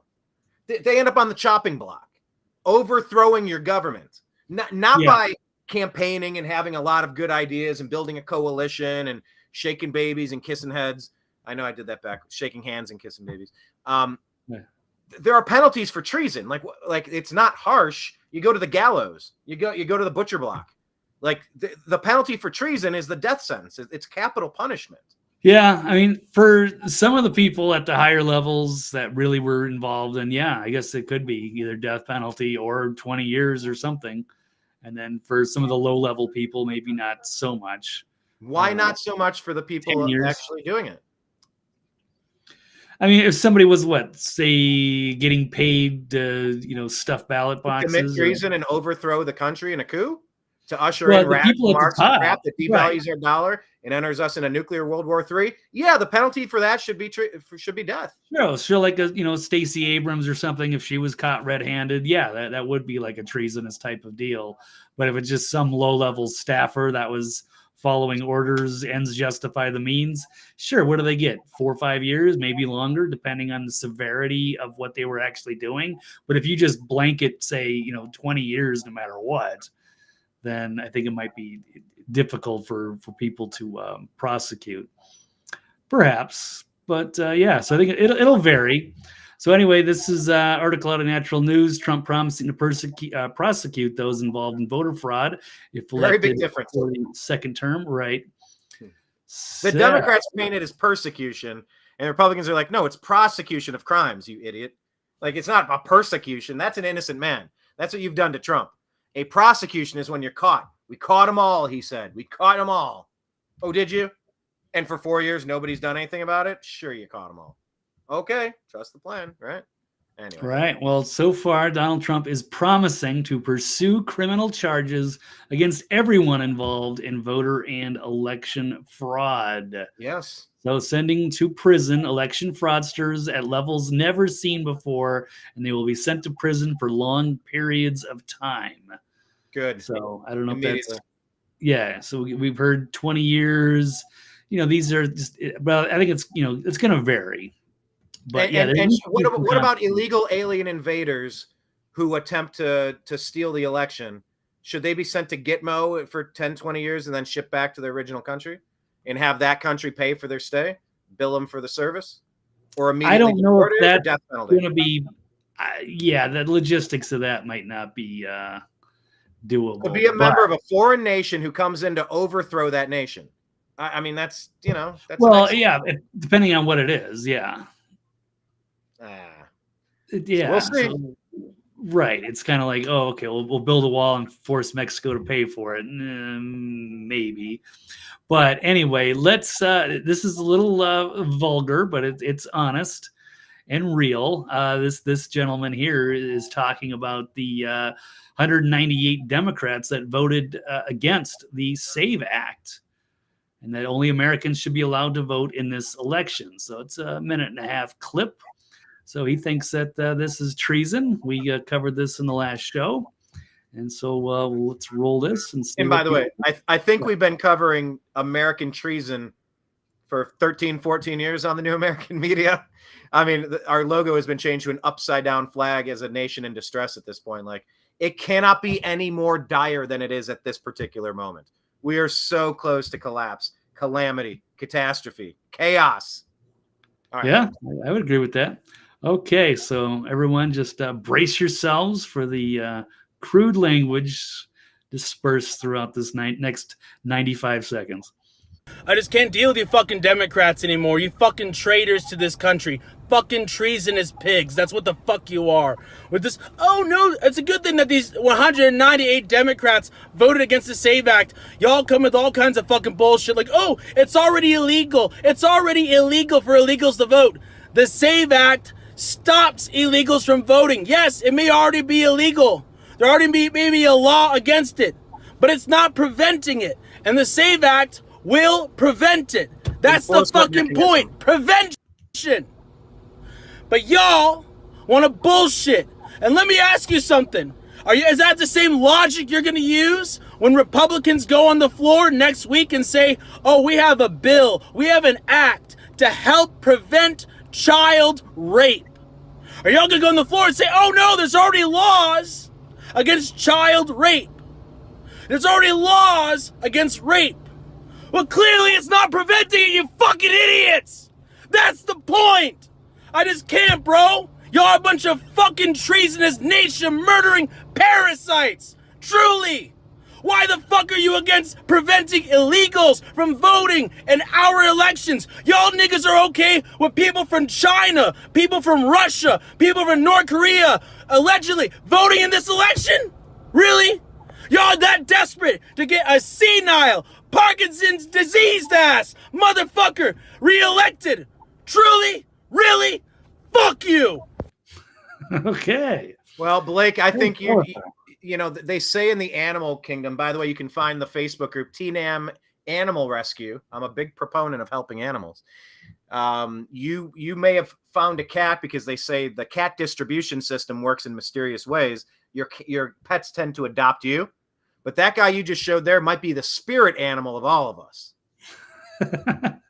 For real. Yeah, no, it's great. Yes, it's crude, but yes, that's effective. So people, yes, need to hear that. And he makes a great point. Just because it's like against the law, like people are, like everyone just follows the law blindly. So it's a terrible argument. But it's clearly like they want to commit election fraud, and they are saying it. I don't understand why they wouldn't just pass this unless they have some kind of ulterior motives and they know what's going to happen. They're trying to keep all their options open in case they need to stop counting in the middle of the night again. Jane Meyer says, I love this guy, honest and raw. Yeah, she's probably talking about me. No, I'm just kidding about that guy that we just played the clip of. Yes, honest and raw. And look, how many times have we we try to be pseudo professional when we do this show, but we talk like people talk sometimes. But yeah, we do try to tone down what we're really saying. It's like when the Key and Peele did the Obama translator. That was a hilarious sketch and so true. The Obama translator. Oh, that was good. It's like, well, what I'm saying is that the appropriations should probably be voted in the nomenclature of the tenure. There you go. Damn it, y'all! Why are you making me do this? God, that was so funny, the back and forth. Oh, that was a great skit. Okay. It was a great show in general. It's too bad they don't have that going anymore. All right, what do you got here with Rogan on the open border? Well, he's just, calling out. Rogan calling out the open border scam. They're literally importing the Democratic voters. Insane. So they're opening the border to the third world, giving them aid and housing, opposing voter ID, letting them vote, and it's going to be one-party rule forever. Okay, well, you know what? Let me call on Joe Rogan for a second here. Yeah. You've met Trump how many times at the MMA events where he'll come up and the fighters jumping over. They love him. The crowd loves him. You've talked about just like the man of the people, this, that, and the other. Rogan, why don't you put Donald Trump on your show? Why don't you get off of the damn fence and just finish the sentence that you're too afraid to finish? You're theoretically one of the most fearless people out there.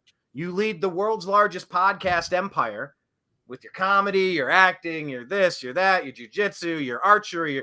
You got a million things going on. You're on top of the world.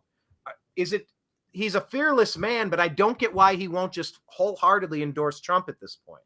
There is no Democrat option that can save this country. He likes RFK Jr. You can like RFK Jr. and recognize he has 0% chance of becoming president. And maybe he could join the Trump administration, part of the FDA, part of, I don't know, bring him in some capacity. I mean, he can like RFK, but that's not an answer. You have to vote one or the other this time around. There's times where there are protest votes. This isn't one of those years. This needs to be a 50-state blowout. Well, too big, too we'll see what Reagan, happens in October, right? I'm sure once it comes down to the wire, he'll make a decision. He'll get off the fence. He's definitely not for Biden. At least that's what we can agree on. All right. What else you got here on this one? That's it. I mean, I could read a Scott Adams tweet if you want. Biden refusing to sign a bill preventing non-citizens from voting, or when that happens, that should become the only issue in the campaign because it gives away the whole game. It's an unambiguous statement of Democrats preferring their power, I should say, over your will. I could fill in the blanks here. There is literally no other way to explain what we observe. Ask every Democrat to explain why they voted against it, and their answers will sound stupid. Oh, it's because it's breaking the law, so they wouldn't do it. So ask Biden to defend it. You know how that will sound. Yeah, the guy with the potential 34 absurd felonies from a corrupt justice system isn't trying to steal your stuff and give it to strangers. Democrats are doing it while we watch. That is, steal your stuff and give it to strangers. That's the Democrat Party in a nutshell. Man, this party needs to implode. They need to be starved of resources and voted out in mass in the biggest landslide we've ever seen. But it's going to come down to a couple of states, Blake. What is that? Yeah. If you don't vote Democrat, I'll flood the country with people who will. Good Lord. Well, it's going to come down to a couple of states and how they choose to handle the election, unless SCOTUS, I'm pleading to SCOTUS to make an emergency injunction and just declare there are massive problems with the validity and the transparency and the, just the validity and the checkability, auditability of the election. So we're mandating that every state only do paper ballots same day with watermarks labeled, numbered and labeled, and stacked, and cameras, like issue an edict and give them 4 months to comply. Otherwise, we're in trouble because state by state, they're trying to do all sorts of shenanigans. Blake, tell us about Wisconsin, where 2 people might be next week or so. We'll see. Right. So the Wisconsin GOP is preparing for the return of ballot drop boxes in November's election again. So, and then I guess the GOP chairman just said we either use them or lose. So that's what their Supreme Court has ruled over there in Wisconsin. So they reversed a previous court ruling and endorsed the widespread use of unattended absentee ballot drop boxes. And the ruling opens the door to the same kind of election shenanigans that plagued the Badger State in 2020. Ran through by a 4-3 ruling. And so they're back. Blake, would you leave an ATM, like say you owned an ATM, would you leave it open and unattended? No, I don't think most people would. Then why is anybody saying that leaving a ballot box unattended is something that's even remotely fathomable? Because that's what they're saying. It's not that the illegal alien invaders, that they're the deep state Democrat imported illegal alien invaders. It's not that they're going to show up. Hola, me llamo es something. Can I vote, please? It's not that they're all going to show up in person. All they need to do is get a green card or get something through the DMV with Pete Buttigieg, who we discussed on Tuesday.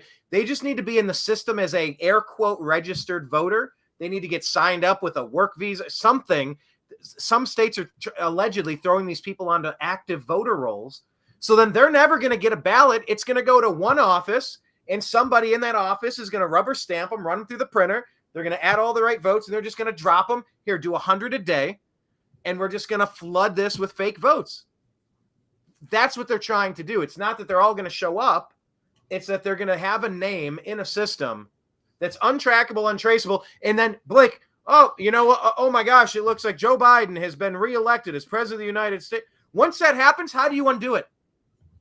There were piles of accusations and evidence that none of the courts would even touch.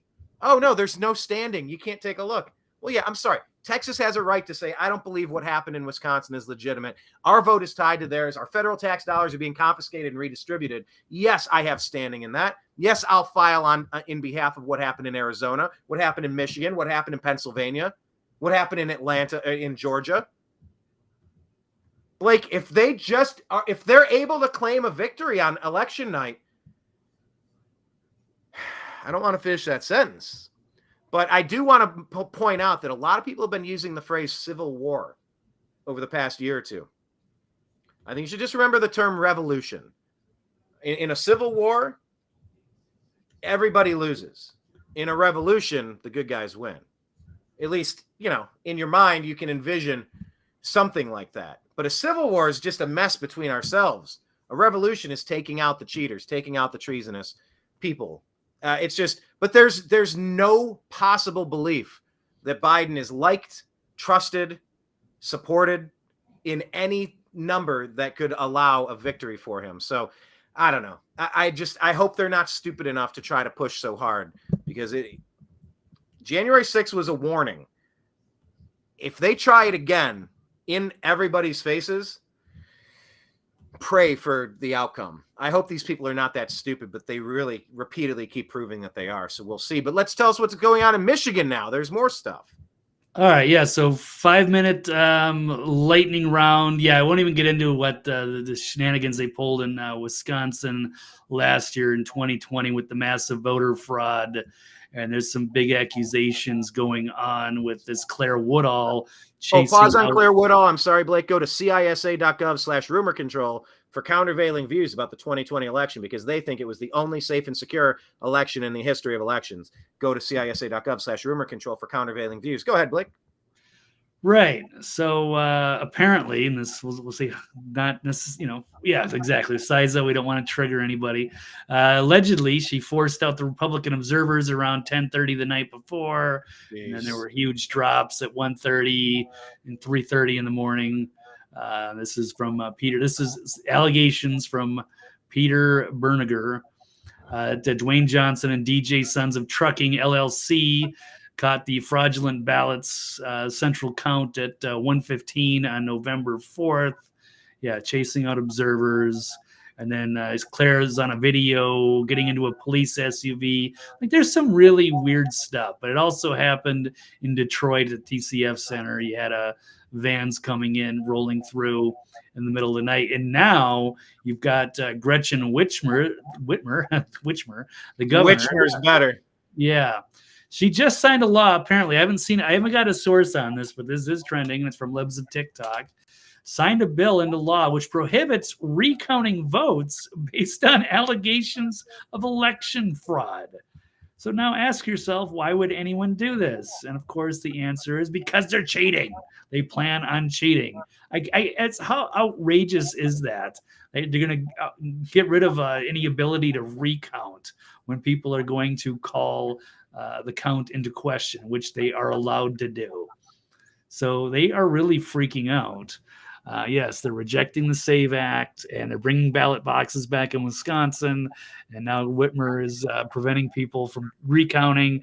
Like, it's getting pretty ugly out there. This is really high stakes, and yes, Brian, this could lead to a civil war if we can't agree on how the election goes. A revolution, Blake, not a civil war. A revolution.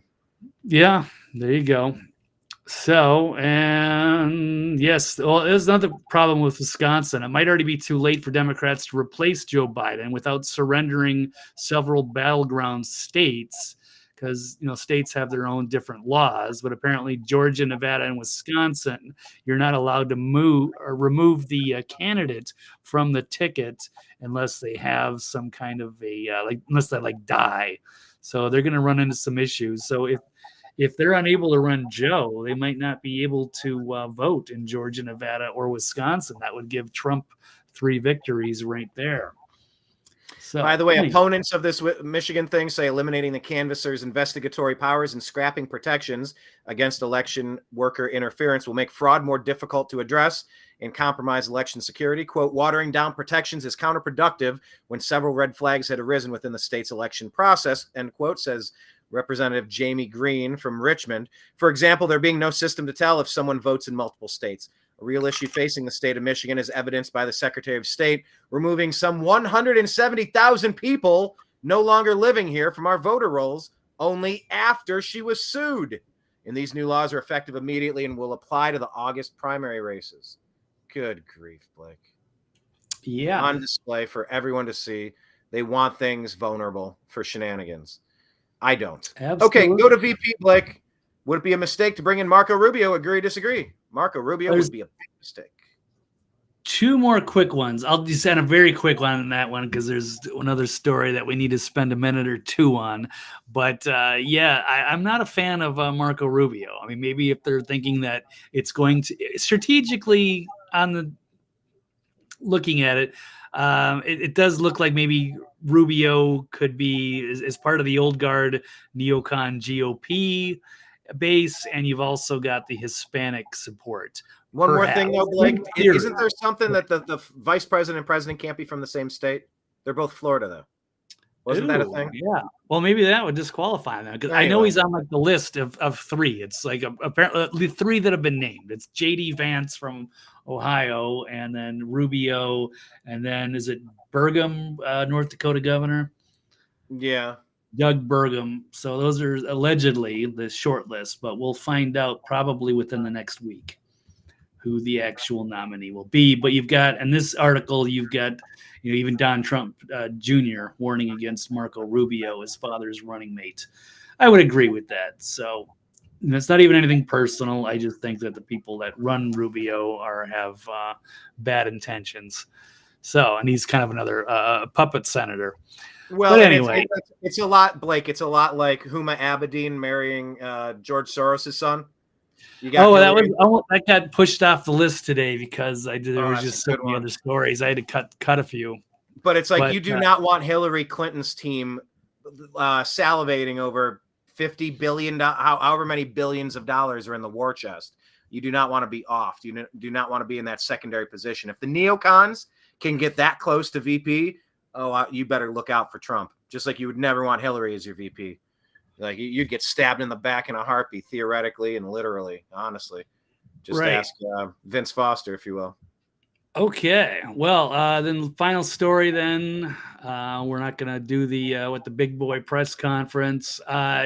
George Oh, Stephanopoulos. the big boy press conference was supposed to be at 5:30. You can cover that after I go. I got like a minute, Brian. I'm sorry. Let's just real quick. Let me talk about this. There's some interesting points. I don't know if I'm going to have time to get in here, but ABC's brutal ultimatum to veteran anchor after he admitted that he doesn't think Biden can serve 4 more years to a hidden camera. He can't. So TMZ caught him. Hot mic. Here you go. Hey, Susan. Hey, how you doing? Good. What do you think? Do you think Biden should step down? You talked to him more than anybody else have lately, and you could be honest. You don't think he can serve 4 more years? All right, that's an answer. Boom. He's just out on a jog. Doesn't know he's being filmed, and he admits. And this is after he interviewed him to see if he was, okay after the disastrous debate. So then they found George, and now they're freaking out about that at ABC News. So they've convened a crisis meeting with the advisors, executives, and public relation consultants, a full-fledged crisis with far-reaching reverberations. And they confronted Stephanopoulos in a private meeting, delivering an ultimatum that he should either apologize or face being taken off the air because the network's concerns centered on the potential compromise of journalistic objectivity. Yeah. Yeah. Oh my God. Who do they think they're fooling? No, so he has no reason to apologize. And I don't like George. He's a total hack, flack, lackey for the establishment. But to think that ABC has any credibility, and they're also afraid of losing access because now, the White House is not going to do interviews with ABC anymore. But that's how things work. And that's why this corporate media can never be trusted. So you actually get a moment of truth out of him when he's not thinking he's being filmed. And now they're going to try to force him into this apology, and they're having a full-blown crisis behind the scenes. It's pathetic. But on that note, Brian and everybody, I do have to run. But we could have some exciting stuff coming up next Tuesday. But thank you. TV's Blake Walley on Twitter, and thenextlevelnews.com will be the archive. And Brian, you can talk about the big boy press conference today. And I will. Thank you. All right, guys. Thank you all. Have a good one, and we'll catch you next time.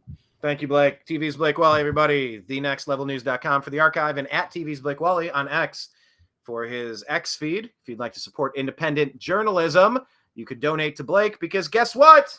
There might be a field trip on the horizon.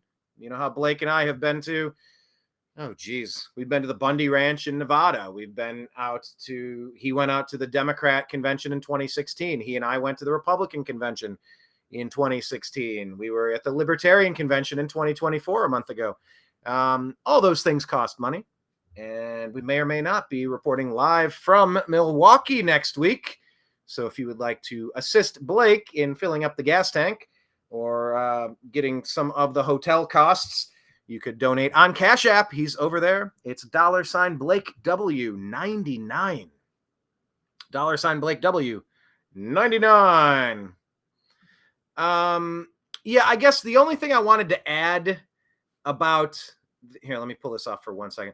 The only thing I wanted to add about the Big Boy conference, the Big Boy, what did we title it? The Big Boy, Big Boy press conference. They're really just, there's a phrase. You give them enough rope to take care of themselves with. I think you can't even say that word, or else you'll get demonetized or, shadow ban. They'll hide your content. You're promoting dangerous something information. No, it's a turn of phrase. You give them the ability to take themselves out. Never interrupt an opponent when they're in the process of wrecking themselves. Let them wreck themselves. Give them the rope. They're putting Biden out to do a press conference. Without training wheels. Oh, good Lord. They're trying to shame him into getting out of the race. They're trying to short circuit. They've been the ventriloquist behind Biden this entire time. They've all known what Biden is and what he is not. They've all known. They've always known. How could you not know? But the fact that he's doing a big boy press conference, the fact that he's been out there doing these rallies, and man, he did something really weird the other day. If you scroll back on our timeline on X at American_media_, you'll see he grabs the microphone out of some lady's hand at an event and starts rambling about, I don't know, DEI or ESG or something. And the cameraman has to get off him and they cut the feed. Dude's out of his mind. And Peter Doocy, another clip that the reason I'm mentioning these clips is I don't have them queued up for today's show. Unfortunately, Blake and I, we produce, we engineer, we edit, we upload, we do all the text, we do all the, we're playing like 7 roles here, creating the show. But if you scroll back on our X feed at American_media_, you'll see it. Peter Doocy even said, hey, so, you said Biden's best before 8 p.m. or something like that. Sundowners, and they're all trying to claim Parkinson's, but is it dementia? Whatever the case may be, it's all bad. But the question is, well, if there's a nuclear incident and it happens at 11 p.m., who do you call? Jill Biden? And that got a laugh in the press room, but it's like, no, really, who do you call? You can't call Biden. Like, you just kind of assume he slips in. I'm envisioning the Mr. Burns. It sure was nice of Mr. Burns to invite us to vacation at his what was it? It sure was nice of Mr. Burns to invite us to his vacation house here in Pennsylvania. And then lightning. In that one, Mr. Burns is kind of playing Dracula. I think it was Bram Stoker's Dracula in 92, 93, 94, something like that. And it just like sliding into his coffin when he goes to sleep. I just kind of envisioned Biden in some sort of pod coffin. You're not waking him up. You got called Jill, then she has to press the button. And all the smoke, the cryogenic haze, get rid of the smoke. And then bum bum bum bum bum bum bum. He's like lifted. There's some sort of like one of those Tempur-Pedic beds. You press the button, it goes. Now I can read the TV guide in bed. But really, Peter Doocy's like, well, if there's an emergency, who are you calling after 8 p.m.? It's not Joe. And, as funny as this is to let the Democrats watch them, it really is the snake eating its own tail. Have at it, Ouroboros. Have at it. Like, you guys did this to yourself. Take another bite. This is glorious. But unfortunately, the fact remains, there may not be a more dangerous time in American history, at least recent American history, than we're living through right now. For the love of God, who is in charge? This guy's not in charge. So, hello, GH. What's up? Let's see what GH is saying. This could be fun. Yes. Good evening, GH. If I am free to disagree, I disagree. What do you disagree with? Here, let's see. First sign of a lazy argument, number of times one says the word they.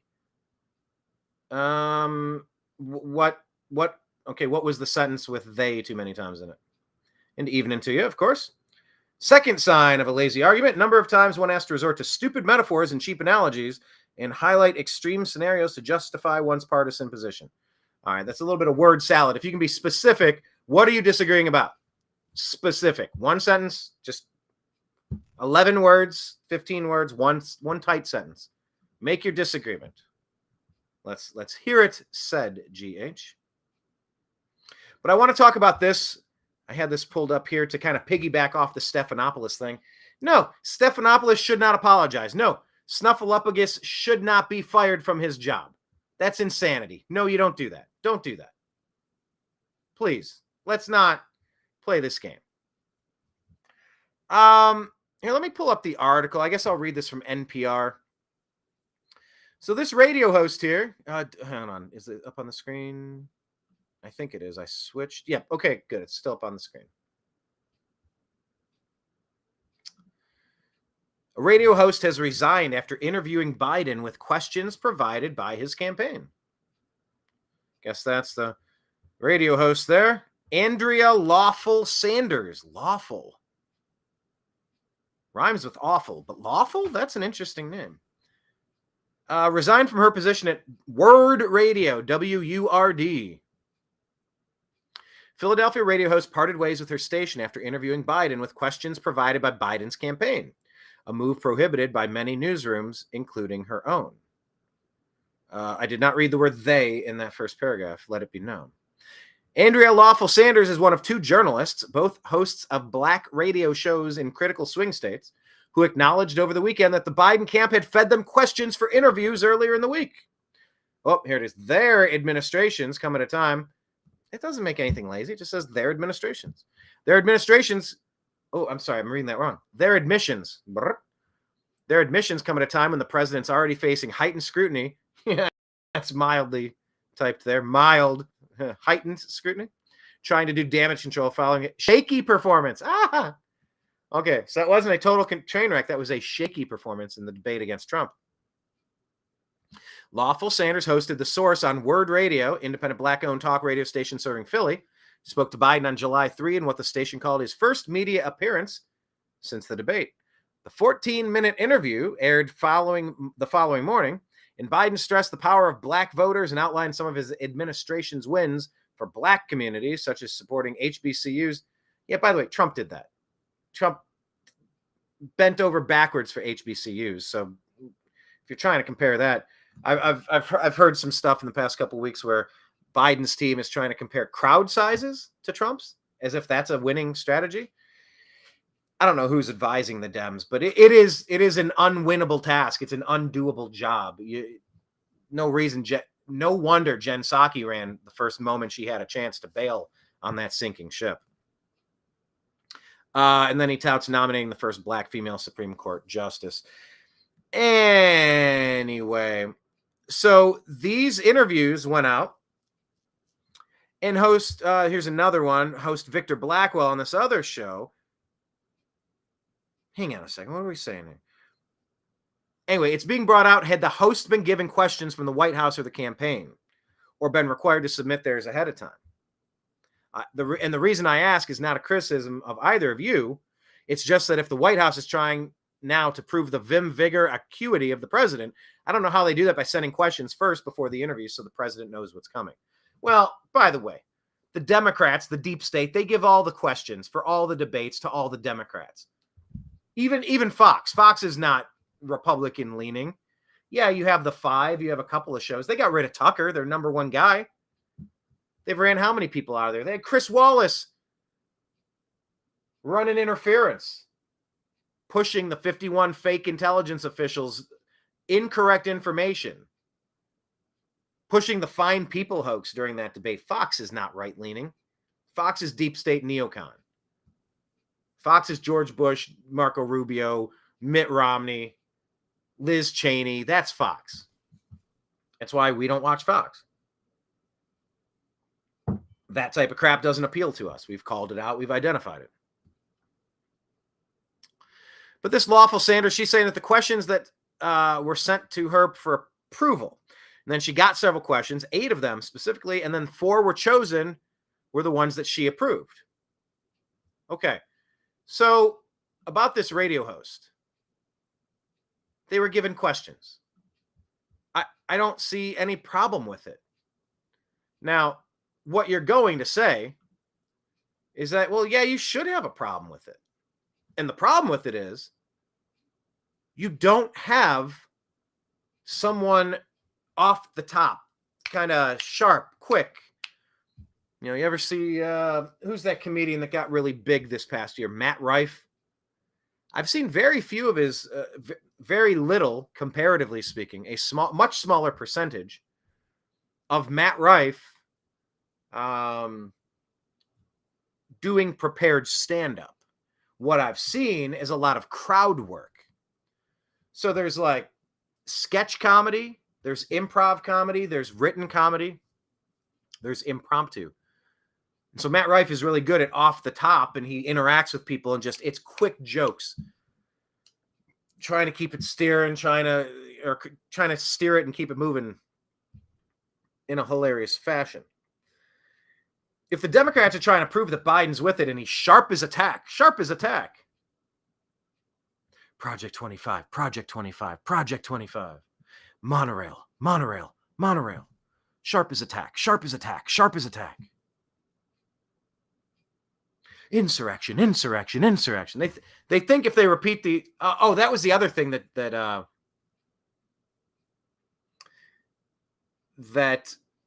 Ben Shapiro said today. He said if you keep repeating something long enough, like Tinkerbell or whatever, that you're going to bring your candidate back to life. It got a big laugh. I'm paraphrasing. Find that. We shared it on the New American Media on X. But back to this. The ability to go off the top of your head, that is something that I like to do. I really like to do. And it's kind of like a mentality that's born through repetitive experience. I've done a lot of things as a server, as a bartender, in sales, and just me being me. I have a lot of interpersonal communication skills, practice, experience. I've done this a lot.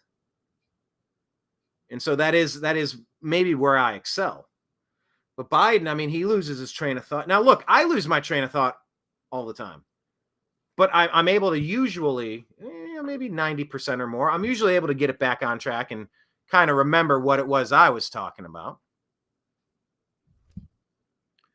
Joe Biden gets lost. And so I understand where there would be some pushback saying, well, you gave him the questions. He's a train wreck. You can't let that happen.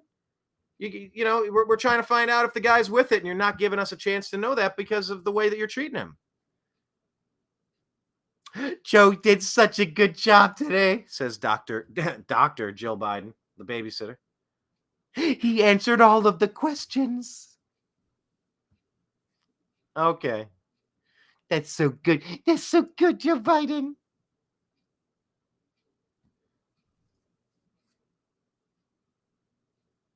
A radio host, no matter if they're talking to an author, an actor, a musician, a comedian, you know, people kind of going around doing the circuit. That's how this stuff works. It's not just that people jump onto the Tonight Show or Late Night with Jimmy Kimmel or, I don't know, pick your favorite late night show, even though they've all kind of sucked for 20 years. The heyday of talk radio or of late night radio. Jeez. The heyday of late night talk shows is in the rearview mirror. But the reason they do these shows, the guests, is they're promoting something. They're running for president. They're selling a book. Their new movie's coming out. They're touring, and they're going to be in the Philadelphia area in a month. Or, hey, I'm a comic, and I'm doing a show tonight. Come on out and see me at Laffy McChuckleson's down on 4th. Okay, Laffy McChuckleson's it is. So they're all selling something. And when that happens, the PR team, they're going to give you a list of questions. Not everybody's going to have time to read the book. So give me the bullet points of some questions that I could ask you if I didn't do the homework to read the book. What can I ask that will sound like a legitimate question that will allow you to say some things that you wanted to promote? That's what that's maybe to the untrained viewer, maybe people didn't realize that. If you look back at the comedians, Robin Williams, Norm Macdonald, Mitch Hedberg, I just go back to some of the classics. You could do your Burt Kreischers and your Tom Seguras, whatever it is today. But I'm thinking back to like when talk shows were kind of fun, late night talk shows were fun. And there would be a setup in the green room. The producer, before the show starts, it's like, hey, so we're going to need some fun stories that, you know, maybe you can talk about. Let me know like some things you want to talk about, and we can turn them into questions. Say, so my understanding is you went on vacation to Vermont last month. How did that go? The host doesn't know that. The host doesn't know that person wants to talk about that. the producer asks the guest, what do you want to talk about? Oh, you want to talk about Vermont? You put it on the list, and the interviewer kind of leads with that and asks the question, and they're steered toward an answer they want to say. So look, with this radio DJ who was given questions, and she spoke about it, I don't think the bad thing is that she asked questions that were pre-approved by the Biden campaign. I think the bad thing is that she pulled back the curtain and you saw the Wizard of Oz. You saw the little man back there. She wasn't supposed to say that I wasn't allowed to talk to Biden off the cuff. I couldn't challenge him. I don't even think it went that far. And it was a friendly interview. It was kind of like a laid back chit chat. It wasn't hard hitting that, it's not going to be a gotcha. It's not, I cornered you outside the Bilderberg meeting and I got a couple questions about the New World Order and how you're trying to do this and that. Okay, there's a time and a place for every type of interview, and you'd be surprised the value you can glean from a seemingly innocuous interview. There's all sorts of interesting tidbits of data you could pull out from one of those. I like interviews of all kind. I think all of them serve a function. They all have a place in our society. And I'm going to defend this lady that got fired. I think it's trash. If they're just mad at her because she mentioned the truth, I'm getting tired of people getting punished for telling the truth. So I'm going to defend this lady who got fired. And I'm bringing it back. I'm looping it over to the George Snuffleupagus story. Because he's allowed to be asked a question and he's allowed to answer it. He just sat down with the guy. And if the answer is, I don't think he's going to make it another 4 years. Yeah, we all see that. By the way, Mr. Weather Forecaster, am I going to get wet today? Well, we're standing in the rain. Oh, emergency meeting. We might need to fire George Snuffleupagus because he said it's raining. Yep. What are you saying? I'm going to defend George Snuffleupagus. I don't like the guy. Once again, the hatchet man for the Clintons, mouthpiece for the New World Order, for the deep state Democrats, for the traitors, the people trying to destroy this country. No fan. No fan of George Snuffleupagus. But he's out jogging or whatever, and he's asked and he answers. I don't think he's going to make it 4 years. Yeah, no shit. Nobody does. Nobody sees him lasting. I'm sorry, is that supposed to be controversial now? Because I'm just not seeing it. So I'm going to go ahead and defend Snuffleupagus, and I'm going to defend the radio host. I think getting punished for saying the truth, I'm really over that. Okay, back to GH here. I think GH might have left, but okay, saying justifying a partisan position. Yes, you have partisan positions too. Okay, calling it lazy. Okay, say using the word they. We're not supposed to use the word they. All right, I asked for specifics. Here we go.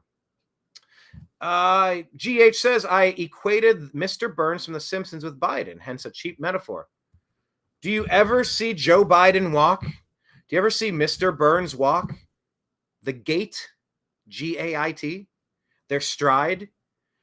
More accurately, I could have said C-3PO. I could have made a Star Wars reference because he just walks like a robot. Like C-3PO, teetering on the verge of collapse at any moment. Just fall over. Bink. All right, so you didn't care for the... But they look the same. They're all liver spotted. They're all sunken face, old, gray hair fading away, or fake hair. I got no problem with the Simpsons metaphor. By the way, you must be new to the show. I make Simpsons metaphors as much as possible, usually multiple times a show. GH saying a sinking ship. How many people left the Trump administration, wrote books about him, publicly admonished him, testified against him, etc.? Yeah. You mean the deep state hacks that he surrounded himself with in round one? I assure you, a different type of interview process is going to be occurring for the second Trump administration. I don't think we're going to see a lot of these same deep state actors in there. Mark my words. And that's not to say he's going to be 100%. I don't think that's possible. But what is the percentage of qualified, awesome people Trump had around? There's no way President Trump could have understood the level of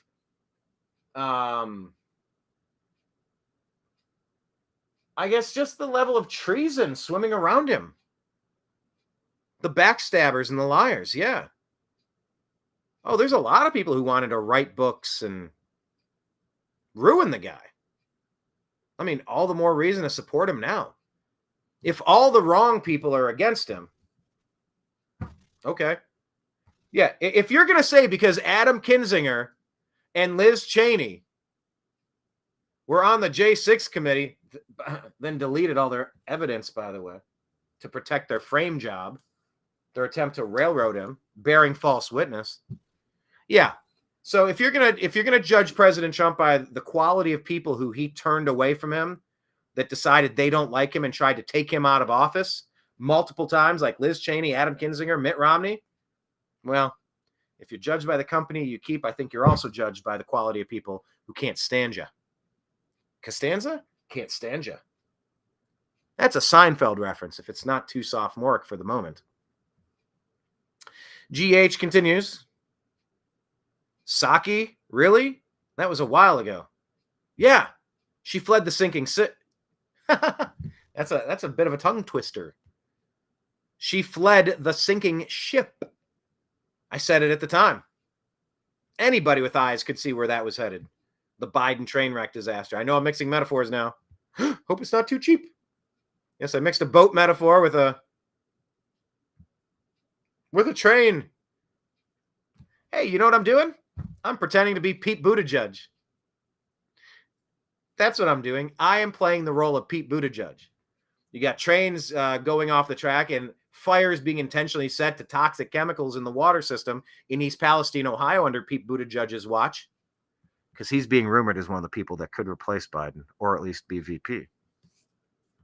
Or are we talking about the Boeing penalties for killing, what was it, 86 people?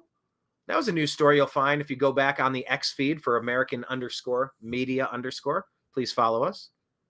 Boeing had to pay 1/3 for killing 68 people. I believe it was 68. Then Alex Jones was fined for talking and saying words. You want to make that make sense? So yeah, Pete Buttigieg, planes falling out of the sky, trains exploding after being derailed. That is the perfect metaphor for the Biden administration. GH, this is like George H.W. Bush is what I'm taking away from the GH. Saying that interpersonal skills do not equal maintaining a train of thought. Good Lord, you are as much a meanderer as Trump. Well, thanks. See, people show up for my brain, my intellect, my interesting train of thought, my rants, my jokes, my metaphors. That's why I've been doing shows for 14 years. I think I have something interesting to say. I can connect dots that were previously unconnected. I try to.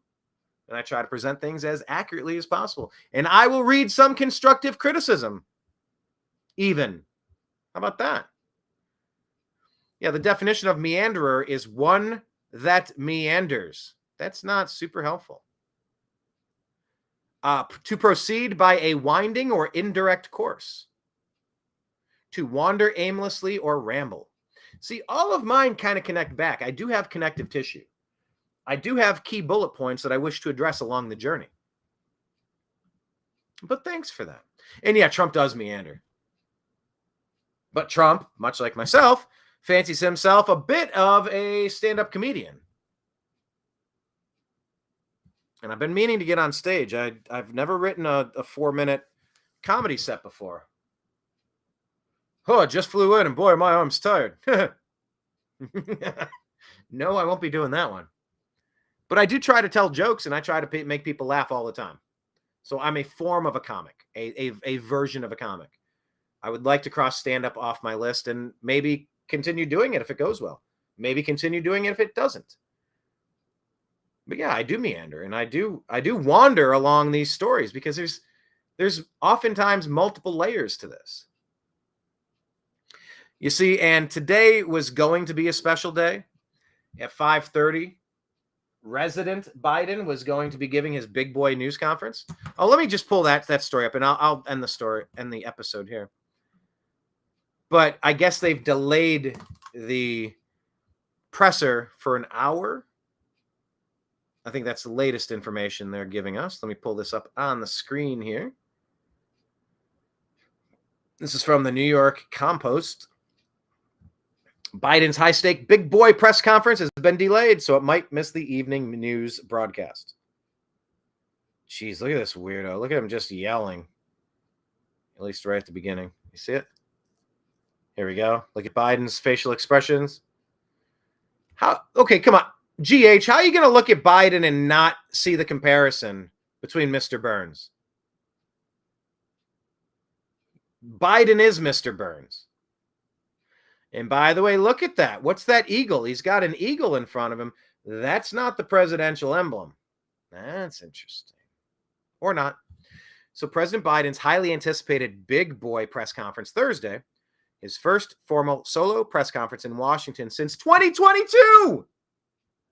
It's been 2 years since he's done a solo press conference in Washington.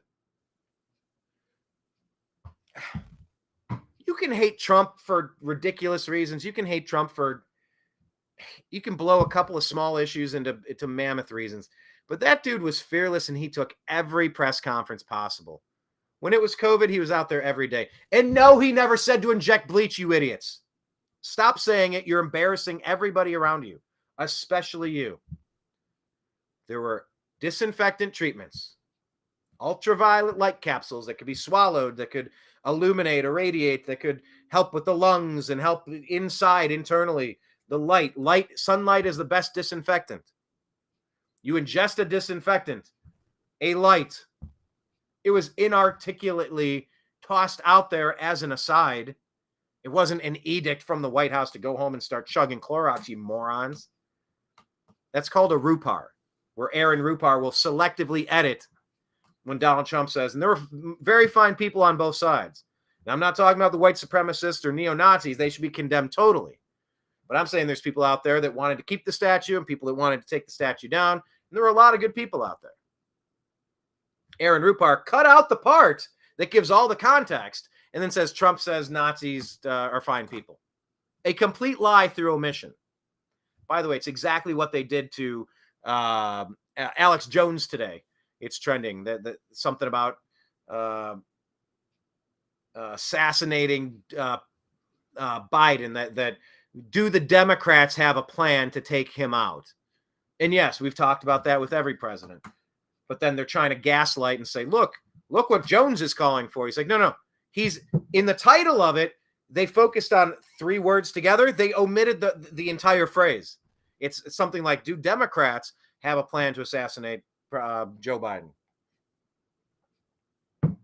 Okay. So the lies of omission are huge. And President Trump, he went up there every day and he would give you those press conferences, multiple hour press conferences. Dude was tireless. Biden never campaigned in 2020. He hasn't done a press conference solo since 2022. This is a joke. You should be embarrassed for yourself if you voted for Biden. You should be embarrassed for the Democrat Party you used to think had some of your best interests in mind. And you should be even more embarrassed for yourself if you're considering doing it again. Shame on you. Ditch the Democrats. And if you want to fix the Republicans, if you want to start a third party and restore some sort of semblance as an opposition to the Republican Party in the next cycle, fine, do that. But you've got to retire every single Democrat in this cycle. They have earned it.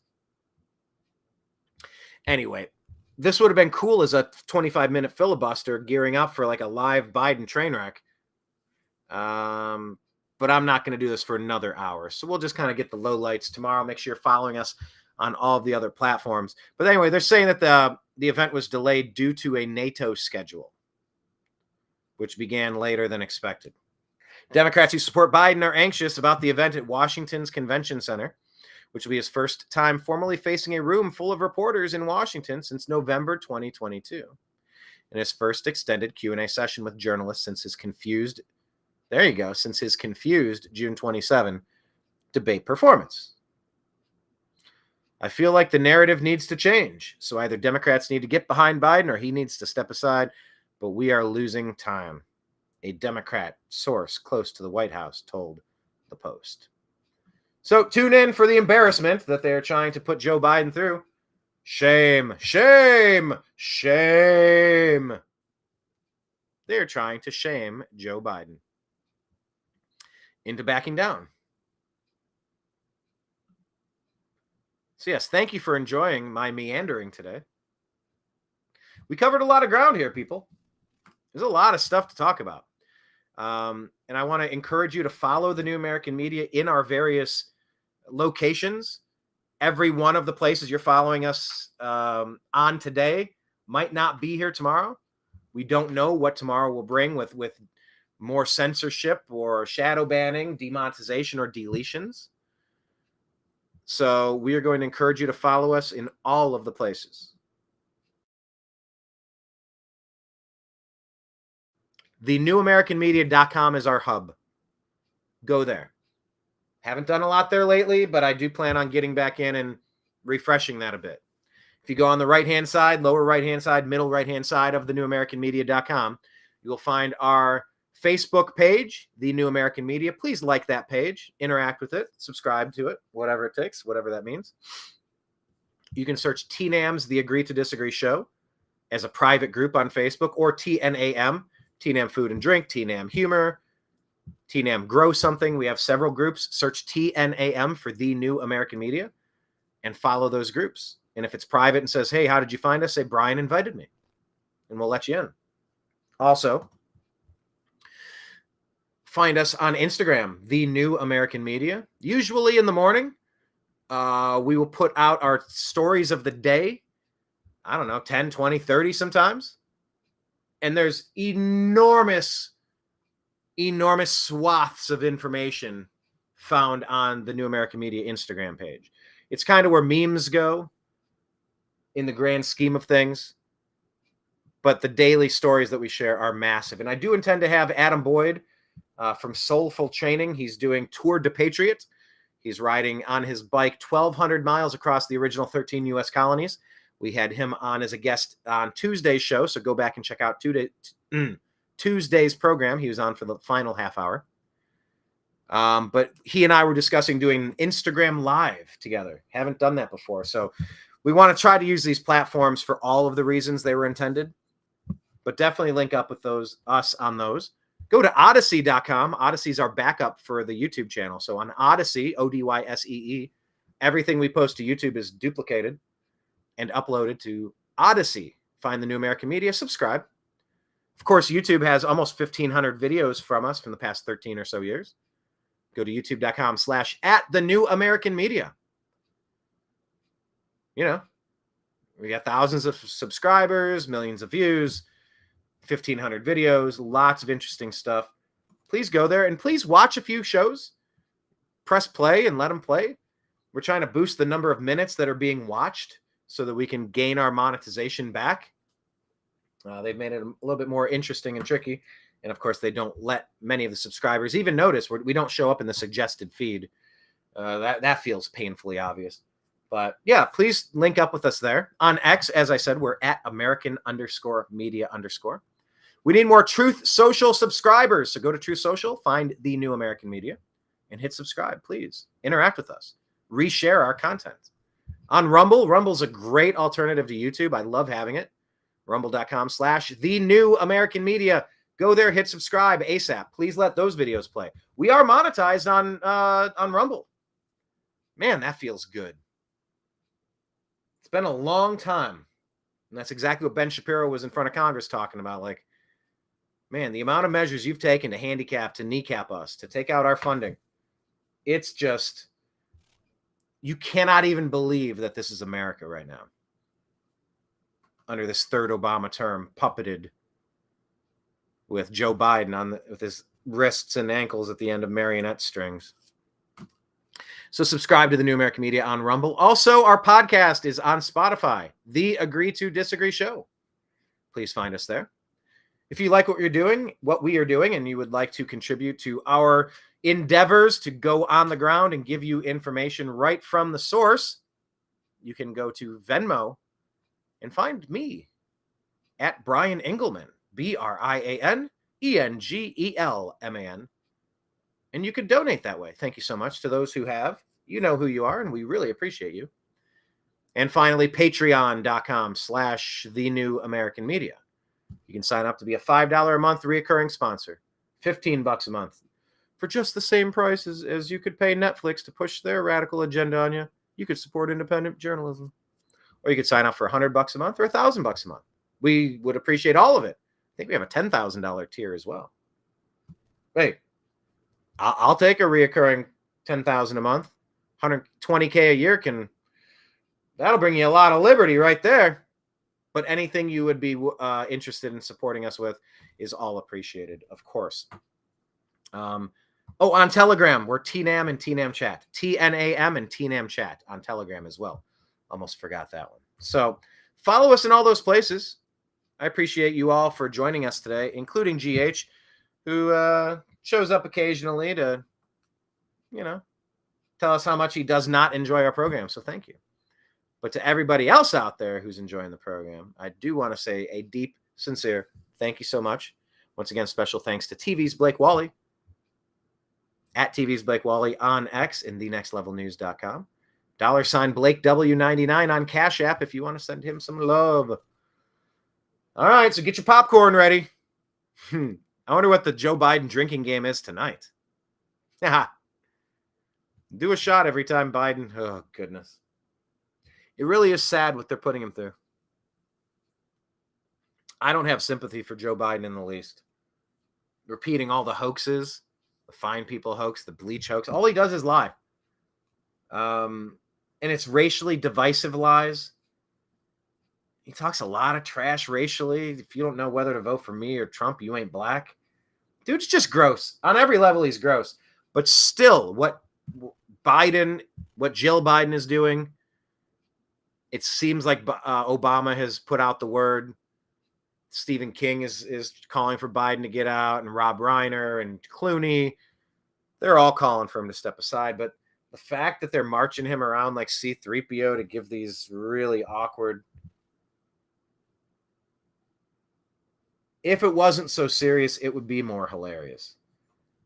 Because like Blake said, they've earned it. These idiots have earned every ounce of this mess. But to take a cognitively impaired guy and just keep trotting him out there, there's something pretty gross about that. Kind of like Ashley Biden's shower and Joe Biden. Something very gross about that. That's who y'all Democrats voted for. An alleged child molesting corpse, according to the Ashley Biden diaries. So we'll see what happens at 6:30 if he goes along with it. Maybe he's getting cold feet. We shall see, but we will communicate our thoughts afterward on X and on Facebook and all the other places. So stay tuned. We appreciate you watching today's program. Signing out on behalf of Blake Walley and everybody at the TNAM network here at the New American Media and the Agree to Disagree show. I appreciate you. I love you. And we'll talk to you again.